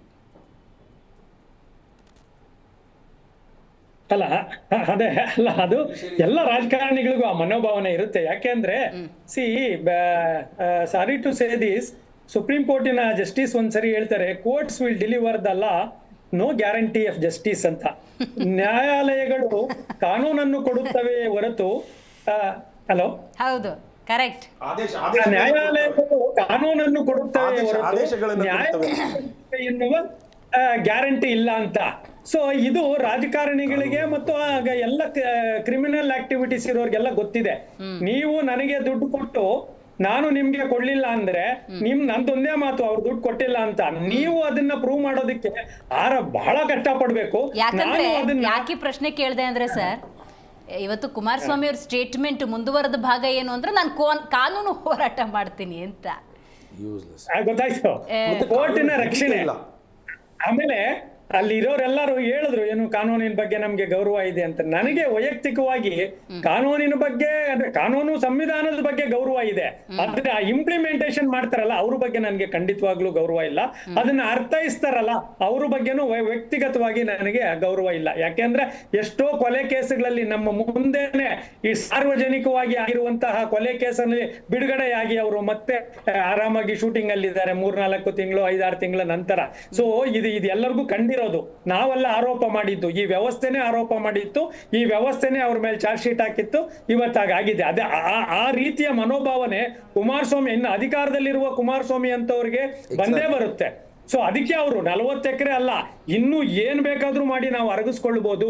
ಅದರಲ್ಲೂ ನ್ಯಾಯಾಂಗದ ಮುಖಾಂತರನೇ ನಾವು ತಪ್ಪಿಸ್ಕೊಂಡು ಹೊರಗಡೆ ಹೋಗ್ಬೋದು. ಆ ಧೈರ್ಯ ಅವ್ರಿಗಿದೆ.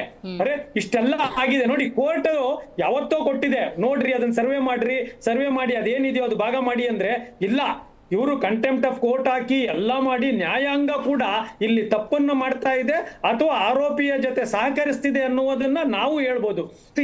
ಕೋರ್ಟ್ಗಳು ಕೊಟ್ಟ ತೀರ್ಪನ್ನ ನಾವು ಒಪ್ಕೊಳ್ಳೇಬೇಕು, ಅದರಲ್ಲಿ ಅನುಮಾನ ಇಲ್ಲ. ಆದ್ರೆ ವಿಮರ್ಶೆಗೆ ಒಳಪಡಿಸಬಹುದು. 2009 ಕೇಸನ್ನ 2005 ಇದಾಗಬೇಕು, 2025 ನೀವು ತಗೊಂಡ್ಬರೋದೇ ಆದ್ರೆ ಹಾಗಾದ್ರೆ ಏನಾಯ್ತು? ಇಷ್ಟು ದಿನ ಅವರು ಅನುಭವಿಸಿದಾರಲ್ಲ, ಅದಕ್ಕೇನು ಪರಿಹಾರ? ಸೊ ಆ ಕಾರಣಕ್ಕೆ ನ್ಯಾಯಾಂಗ ಸ್ವಲ್ಪ ಮಟ್ಟಿಗೆ ಕ್ರಿಯಾತ್ಮಕವಾಗಿ ಬೇಗ ಡಿಸಿಷನ್ ತಗೊಂಡ್ರೆ, ಕುಮಾರಸ್ವಾಮಿ ಇರ್ಲಿ, ಶಿವಕುಮಾರ್ ಇರ್ಲಿ, ಯಡಿಯೂರಪ್ಪನರ್ ಇರ್ಲಿ, ಯಾರೇ ಇರ್ಲಿ, ಬೇಗ ಯಾಕೆಂದ್ರೆ ಇದರಲ್ಲಿ ತನಿಖೆ ಮಾಡುವಂತದ್ದು ಏನ್ ಜಾಸ್ತಿ ಇರೋದಿಲ್ಲ. ಎಲ್ಲಾ ಡಾಕ್ಯುಮೆಂಟ್ಸ್ ಹೆಚ್ಚು ಕಡಿಮೆ ಡಿಜಿಟಲೈಸ್ ಆಗಿದೆ, ಎಲ್ಲವೂ ಅಲ್ಲಿ ಇರುತ್ತೆ. ಇಮಿಡಿಯೇಟ್ 2-3 ದಿವಸದಲ್ಲಿ ಆಗೋಗ್ಬಿಡುತ್ತೆ ಸರ್. ಖಂಡಿತ 2 ದಿವಸ ಆಗುತ್ತೆ. ಇಲ್ಲಿ ಅದನ್ನೇ ಬೆಂಬಲ ನಾನು ಹೇಳ್ತೀನಲ್ಲ, ಎಷ್ಟೋ ಸರಿ ನ್ಯಾಯಾಲಯಗಳು ಆರೋಪಿಗಳ ಆಶ್ರಯ ತಾಣಗಳಾಗ್ತಾ ಇದಾವೆ. ಎಷ್ಟೋ ಕೇಸಲ್ಲಿ, ಇದೊಂದೇ ಅಂತಲ್ಲ ನಾನು ಹೇಳ್ತಾ ಇರೋದು, ಎಲ್ಲಾರ ಕೇಸಲ್ಲೂ ನ್ಯಾಯಾಲಯಗಳು ಬಹುತೇಕ ಆ ವಿಶ್ರಾಂತಿ ಗೃಹಗಳು ಅಥವಾ ಆಶ್ರಯ ತಾಣಗಳು. ನೀವು ಏನಾನ ಮಾಡ್ಬಿಟ್ಟು ಕೋರ್ಟ್ ನೋಡ್ಕೊಳ್ಳುತ್ತೆ. ಕೋರ್ಟ್ ಹೇಳಿ ನೋಡಿ, ನಾನೇ ಕೊಲೆ ಮಾಡಿರ್ತೀನಿ, ನಾನೇ ಇನ್ನೊಬ್ರು ದರೋಡೆ ಮಾಡಿರ್ತೀನಿ, ನಾನೇ ಭ್ರಷ್ಟಾಚಾರ ಮಾಡಿರ್ತೀನಿ, ಕೋರ್ಟ್ ಇದೆ ಬಿಡ್ರಿ ನೋಡ್ಕೋತೀನಿ, ಕೋರ್ಟ್ ಇದೆ ಬಿಡ್ರಿ ನೋಡ್ಕೋತೀನಿ. ಮೊದ್ಲು ಅಷ್ಟೇ ದೇವ್ರು ನೋಡ್ಕೋತಾನೆ ಅನ್ನೋರಲ್ಲ, ಈಗ ಕೋರ್ಟ್ ನೋಡ್ಕೊಳ್ಳುತ್ತೆ. ಕಾನ್ಫಿಡೆನ್ಸ್ ಕಾನೂನುಗಳಲ್ಲಿ ಸಂವಿಧಾನದಲ್ಲಿ ಯಾವುದೇ ತಪ್ಪಿಲ್ಲ. ಅಲ್ಲ, ಬಾಬಾ ಸಾಹೇಬ್ರು ಇದನ್ನ ಬಹಳ ಸ್ಪಷ್ಟವಾಗಿ ಹೇಳ್ತಾರೆ. ಅವ್ರು ಏನ್ ಹೇಳ್ತಾರೆ ಅಂದ್ರೆ, ನೋಡಪ್ಪ, ನಾನು ಏನೇ ಕಾನೂನು ಏನೇ ಮಾಡಿದ್ರು ಕೂಡ ಇಂಪ್ಲಿಮೆಂಟೇಶನ್ ಮಾರಲ್ ಆಗಿಲ್ಲ ಅಂದ್ರೆ, ಇಂಪ್ಲಿಮೆಂಟೇಶನ್ ಪ್ರಾಮಾಣಿಕ ಅಲ್ಲ ಅಂದ್ರೆ ಇದು ಕೂಡ ವ್ಯರ್ಥ ಅಂತ ಸ್ವತಃ ಬಾಬಾ ಸಾಹೇಬ್ರವ್ರೆ ಹಾಗೆ ಅದನ್ನ ಪ್ರೆಡಿಕ್ಷನ್ ಮಾಡಿರ್ತಾರೆ. ಈಗಲೂ ಹಾಗೆ ಆಗ್ತಾ ಇದೆ. ಇದೊಂದೇ ಕೇಸ್ ಅಲ್ಲ, ಎಷ್ಟಿದೆ ಕೇಳಿ. ಭ್ರಷ್ಟಾಚಾರದಲ್ಲಿ ಎಷ್ಟು ಜನಕ್ಕೆ ಶಿಕ್ಷೆ ಆಗಿದೆ, ಅಥವಾ ಕೊಲೆ ಕೇಸಲ್ಲಿ ಎಷ್ಟು ಜನಕ್ಕೆ ಶಿಕ್ಷೆ ಆಗಿದೆ, ಅತ್ಯಾಚಾರಗಳಂತ ಕೇಸಲ್ಲಿ ಎಷ್ಟು ಜನಕ್ಕೆ ಶಿಕ್ಷೆ ಆಗಿದೆ. ಆಮೇಲೆ ತನಿಖೆಗಳು ಹೆಚ್ಚು ಕಡಿಮೆ ಈ ದೇಶದಲ್ಲಿ 80% ಪೊಲೀಸರು ಪ್ರಾಮಾಣಿಕವಾಗಿ ತನಿಖೆ ಮಾಡಿರ್ತಾರೆ. 80% ಹೇಳ್ತಿದ್ದೀನಿ. ಇನ್ನು 20% ಸುಳ್ಳು, ಮೋಸ, ದುಡ್ಡು ಅದೆಲ್ಲ ಆಗಿರುತ್ತೆ. ಅದರಲ್ಲೂ ಕ್ರಿಮಿನಲ್ ಕೇಸ್ಗಳಲ್ಲಿ ಪೊಲೀಸರು ಇರೋದ್ರಲ್ಲಿ ಒಂದಷ್ಟು ಪ್ರಾಮಾಣಿಕವಾಗಿ ಚಾರ್ಜ್ ಶೀಟ್ ಹಾಕಿರ್ತಾರೆ. ನ್ಯಾಯಾಂಗಗಳು ಅದನ್ನ ಅರ್ಥೈಸುವಿಕೆಯಲ್ಲಿ ಏನಂದ್ರೆ ಮೊರಾಲಿಟಿ ಇತ್ತು ಮೊದಲು. ನಾವಿಬ್ರು ಏನಾನ ಜಗಳ ಮಾಡ್ಕೊಂಡು ಕೋರ್ಟ್ಗೆ ಹೋದ್ರೆ ಬೇಕಂತಲೇ ಅವರು ಸತಾಯಿಸ್ತಿದ್ರು ನಮ್ಮನ್ನ. ಅಂದ್ರೆ ಇವ್ರಿಗೆ ಸ್ವಲ್ಪ ಬುದ್ಧಿ ಬರ್ಲಿ, ನಿಧಾನ ನಿಧಾನ ಅಂತ, ಆತರ ಆಗ್ಲಿ ಅಂತ. ಈಗ ಆಗಲ್ಲ. ಆಗ್ಲೇ ಅವ್ರು ಹೇಳ್ದಂಗೆ ಅವ್ನು ಕ್ರಿಮಿನಲ್ ಕೇಸ್ ಮಾಡಿದಾನೆ ಅಂದ್ರೂ ಸ್ಟೇ ಕೊಟ್ಬಿಡೋದು, ಇನ್ಯಾವುದೋ ತನಿಖೆ ಕೇಸಲ್ಲೂ ಸ್ಟೇ ಕೊಟ್ಬಿಡೋದು, ಡಿಲೇ ಮಾಡೋದು. ನಿಮಗೆ ಒಂದು ವಿಷಯವನ್ನ ನಿಧಾನ ಮಾಡಿದಷ್ಟು ಅದೇನಾಗ್ತಾ ಇರುತ್ತೆ ಅಂದ್ರೆ ಅದ್ರ ಇಂಪಾರ್ಟೆನ್ಸ್ ಕಮ್ಮಿ ಆಗ್ತಾ ಹೋಗುತ್ತೆ. 2-3 ವರ್ಷದ ನಂತರ ಅದು ಚಾರ್ಜ್ ಆಗಿ ವಿಟ್ನೆಸ್ ಬರೋ ಅಷ್ಟೊತ್ತಿಗೆ ಎಲ್ಲರೂ ಮನ ಪರಿವರ್ತನೆ ಆಗುತ್ತೆ. ಸ್ವತಃ ನೋವು ಅನುಭವಿಸಿರೋರೆ ಅಯ್ಯೋ ನಮ್ಗೆ ಯಾಕೆ ಬೇಕಪ್ಪ, ನನಗೆ ಯಾಕೆ ಬೇಕಪ್ಪ ಅಂತ ಕಾಂಪ್ರಮೈಸ್ ಆಗುವ ಹಂತಕ್ಕೆ ಬಂದ್ಬಿಡ್ತಾರೆ. ಸೊ ಆ ಕಾರಣಕ್ಕಾಗಿ ಈ ವಿಷಯದಲ್ಲಿ ನಾವು ಸ್ವಲ್ಪ ನ್ಯಾಯಾಂಗವನ್ನು ಕೂಡ ಈಗ ಒತ್ತುವರಿ ಜಾಗ ಮೂಲ ಏನು ಅದರ ಆಸ್ತಿಯನ್ನು ಹೊಂದಿರ್ತಾರ ಅವ್ರಿಗೆ ಸಿಗುತ್ತೆ ಅಂತ ನಿರೀಕ್ಷೆ ಇಟ್ಕೋಬಹುದಾ? ಈಗ ಈ ಕೇಸ್ ಹೋಗ್ತಾ ಇರೋದು ನೋಡಿದ್ರೆ ಮೂಲ ಸಿಗುತ್ತೋ ಇಲ್ಲ ಗೊತ್ತಿಲ್ಲ. ಅವರಿಂದ ಒತ್ತುವರಿ ಅಂತ ಆಗುತ್ತೆ. ಒಂದು ಸರ್ಕಾರಿ ಜಮೀನಾದ್ರೆ ಅದು ಬೇಗ ಸಿಕ್ಬಿಡುತ್ತೆ ಸರ್ಕಾರಕ್ಕೆ, ಆದ್ರೆ ಮೂಲ ವ್ಯಕ್ತಿಗೆ ಸಿಗುತ್ತಾ ಅನ್ನೋದಾಗಲ್ಲ. ಯಾಕಂದ್ರೆ ಅವ್ರು ಮಾಡಿರ್ತಾರೋ ಅಥವಾ ಬೇರೆ ಏನೋ ಆಗಿರುತ್ತೆ.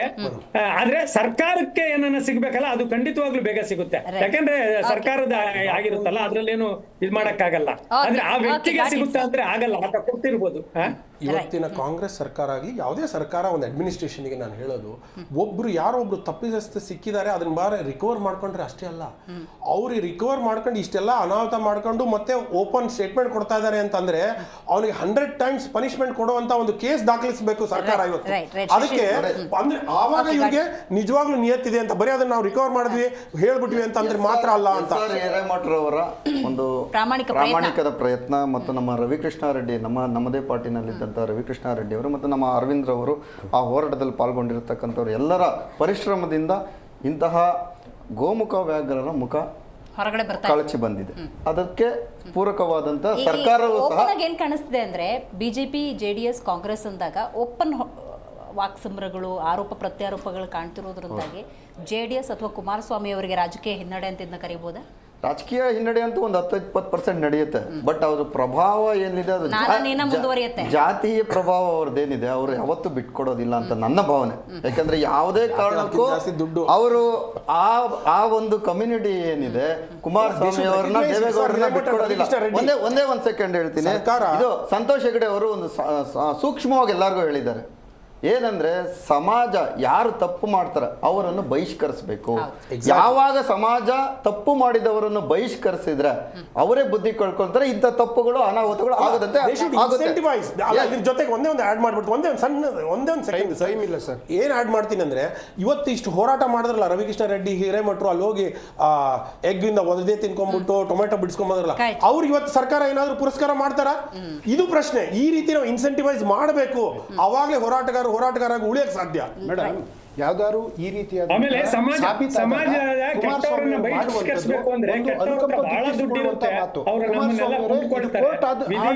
ಒಂದ್ ನಿಮಿಷ ಕೋರ್ಟ್ ಆರ್ಡರ್ ಅಂತ ಪರಿಜ್ಞಾನ ನೀವು ಇಟ್ಕೊಳ್ಳಿ. ನೀವು ಸರ್ಕಾರಕ್ಕೆ ಮಾತಾಡ್ತಾ ಇಲ್ಲ, ಕೋರ್ಟ್ ಆದೇಶವನ್ನ ನೀವು ಮಾತಾಡ್ತಾ ಇದ್ದೀರಿ. ಜೊತೆಗೆ ಇವ್ರಿಗೆ ಈ ರೀತಿ ಆರೋಪಗಳು ಅಥವಾ ಏನಾದ್ರು ಬಂದಾಗ ಅಧಿಕಾರಿಗಳನ್ನ ಪ್ರಾಣ ಬೆದರಿಕೆ ಹಾಕ್ತಾರೆ. ಮೊನ್ನೆ ಚಂದ್ರಶೇಖರ್ IPS ಅವ್ರ ಮೇಲೆ ಕೊಲೆ ಬೆದರಿಕೆ ಹಾಕಿದ್ರು. ನಿಮ್ಮ ಆಟ ನಡೆಯಲ್ಲ ಕುಮಾರಣ್ಣ, ಈ ಬಾರಿ ರಾಜೀನಾಮೆ ಕೊಡಿ. ಜೊತೆಗೆ ಈ ಪ್ರಕರಣ ಜೈಲಿಗೆ 100ಕ್ಕೆ 100 ಭಾಗ ಹೋಗಿ ಹೋಗ್ತೀರಾ. ಹೋರಾಟ ಕಾಂಗ್ರೆಸ್ ಅವರ ವಿರುದ್ಧ ಕಾಂಗ್ರೆಸ್ ಹೋರಾಟ ವಿವೇಕಾನಂದ ಮಾತಾಡಿ. ಲಾಸ್ಟ್ ಪಾಯಿಂಟ್ ಏನು ಹೇಳಿದ್ರಿ ಸರ್ ನೀವು? ಲಾಸ್ಟ್ ಏನೋ ಹೇಳಿದ್ರಿ. ಅಲ್ಲ ಈಗ ಈ ವ್ಯವಸ್ಥೆಯಲ್ಲಿ ಹೇಗಿದೆ ಅಂದ್ರೆ ಸಂತೋಷ್ ಹೆಗ್ಡೆ ಅವ್ರು ಹೇಳಿದ್ರು ಅಂತ ಹೇಳಿದ್ರಲ್ಲ, ಅಂದ್ರೆ ಕೆಟ್ಟವರನ್ನ ಬಹಿಷ್ಕರಿಸಬೇಕು ಅಂತ ಹೇಳಿ. ಬಂದ್ರೆ ಕೆಟ್ಟವ್ರ ಹತ್ರ ಸಾಕಷ್ಟು ಹಣ ಇರುತ್ತೆ. ಕೆಟ್ಟವ್ರ ಹತ್ರ ಸಾಕಷ್ಟು ಹಣ ಇರೋದ್ರಿಂದ ನಮ್ಮನ್ನ ಬೆಲೆ ಏರಿಕೆ, current bill, water bill, hospital bill, school bill, bus charge ಎಲ್ಲಾದ್ರೂ ಜಾಸ್ತಿ ಮಾಡ್ಬಿಟ್ಟಿದ್ದೀರಿ. ವಿವೇಕಾನಂದ ಅವರೇ ಇಲ್ಲ ನಮ್ಮ ಹೋರಾಟ ಮನೋಭಾವವನ್ನು ಓಕೆ, ವಿವೇಕಾನಂದ ಅವರು, ಅರವಿಂದ್ ಅವರು, ದರ್ಶನ್ ಅವರು, ಅಲ್ಲ, ಶಶಿಧರ್ ಕೆಟ್ಟವ್ರಿಗೆ ದುಡ್ಡು ಕೊಟ್ಟು ಕೆಟ್ಟವರು ಒಳ್ಳೆಯವ್ರನ್ನ ದುಡ್ಡು ಕೊಟ್ಟು ಕೊಂಡ್ಕೋತಾರೆ. ನಾನೇ ಒಳ್ಳೆ, ಯಾಕೆಂದ್ರೆ ಅನೇಕ ರೀತಿಯ ಅನಿವಾರ್ಯತೆ ನಮಗೆ ಸಿಕ್ಕಾಕೋತಾರೆ, Correct. ಸಿಕ್ಕಾಕ್ಸಿದ್ದಾರೆ. ಸೊಸೈಟಿಯಲ್ಲಿ ದುಡ್ಡಿಲ್ದೆ ನೀವು ಬದುಕಕ್ಕೆ ಆಗೋದಿಲ್ಲ ಅನ್ನುವ ಹಂತಕ್ಕೆ ಬಂದಿರೋದ್ರಿಂದ ಸೊ ಅದಕ್ಕೆ ಬೇರೆ ಏನಾದ್ರೂ ಕೆಟ್ಟ ಹಣದ ಪ್ರಭಾವವನ್ನ ಈ ಸಮಾಜದಲ್ಲಿ ಕಡಿಮೆ ಹಿರೇಮಠರಿಗೆ ಏನಾದ್ರೂ ಈ ಸತಿ ರಾಜ್ಯ ಪುರಸ್ಕಾರ ಕೊಡ್ತಾರ, ರವಿಕೃಷ್ಣ ರೆಡ್ಡಿ ಅವರು ಕೊಡ್ತಾರ ಅಂತ ನೋಡೋಣ. ನಾನು ಕಾಯ್ತಾ ಇರ್ತೀನಿ. ಥ್ಯಾಂಕ್ ಯು ಸೋ ಮಚ್ ಎಲ್ಲರೂ ಕೂಡ ಕಾರ್ಯಕ್ರಮದಲ್ಲಿ ಭಾಗಿಯಾಗಿದ್ದಕ್ಕಾಗಿ. ಕೇತಗಾನಹಳ್ಳಿ 16 ಎಕರೆ ಪ್ರಾಪರ್ಟಿಗೆ ಸಂಬಂಧಪಟ್ಟಂತೆ ಸರ್ವೆ ಕಾರ್ಯ ನಡೆದಿದೆ, ನೋಡಬೇಕು. ಆದರೆ ಎಚ್ ಡಿ ಕುಮಾರಸ್ವಾಮಿ ಅವರಂತೂ ಕಾನೂನು ಹೋರಾಟ ಮುಂದುವರಿಯುತ್ತೆ ಅಂತ ಹೇಳ್ತಿದ್ದಾರೆ. ರಾಜಕೀಯ ತಿರುವುಗಳನ್ನು ಕೂಡ ಈ ಪ್ರಕರಣ ಪಡೆದುಕೊಂಡಿದೆ. ನಾವಿಲ್ಲಿ ಗಮನಿಸಬೇಕಾದ ಒಂದು ಅಂಶ ಅಂತ ಹೇಳಿದ್ರೆ, ನಾವು ಒಂದು ಬೆರಳನ್ನು ಹಿಂಗೆ ತೋರಿಸಿದ್ರೆ ನಮ್ಮನ್ನು ತೋರಿಸ್ತಾ ಇರುತ್ತೆ ಅನ್ನುವ ಅರಿವಿರಬೇಕು. ಅರಿವಿಲ್ಲ ಅಂತ ಹೇಳಿದ್ರೆ ಇವತ್ತು JDSನವರ ಬಂಡವಾಳವೂ ಹೊರಗಡೆ ಬರುತ್ತೆ, BJPಯವರ ಬಂಡವಾಳವೂ ಹೊರಗೆ ಬರುತ್ತೆ, ಕಾಂಗ್ರೆಸ್ನವರ ಬಂಡವಾಳವೂ ಹೊರಗೆ ಬರುತ್ತೆ. ಆದರೆ ಮಾಡುವ ಪ್ರಯತ್ನ ಪ್ರಾಮಾಣಿಕವಾಗಿದ್ದರೆ ಖಂಡಿತವಾಗ್ಲೂ ಇಂಥ ಯಾವುದೇ ಕೇಸ್ಗಳನ್ನು ನಿಮ್ಮನ್ನು ಬಾಧಿಸುವುದಿಲ್ಲ. ಆ ಕಾನೂನಿನ ಅರಿವು, ಪ್ರಾಮಾಣಿಕ ನಡೆ ಅನ್ನೋದು ರಾಜಕೀಯದಲ್ಲಿ ಅತಿ ಮುಖ್ಯ ಅಂತ ಹೇಳ್ತೀವಿ. ಇವತ್ತಿನ ಕಾರ್ಯಕ್ರಮವನ್ನು ಮುಗಿಸೋಣ. ನೋಡ್ತಾ ಇರಿ ಜಿ ಕನ್ನಡ ನ್ಯೂಸ್, ಸತ್ಯವೇ ಸುದ್ದಿಯ ಜೀವಾಳ.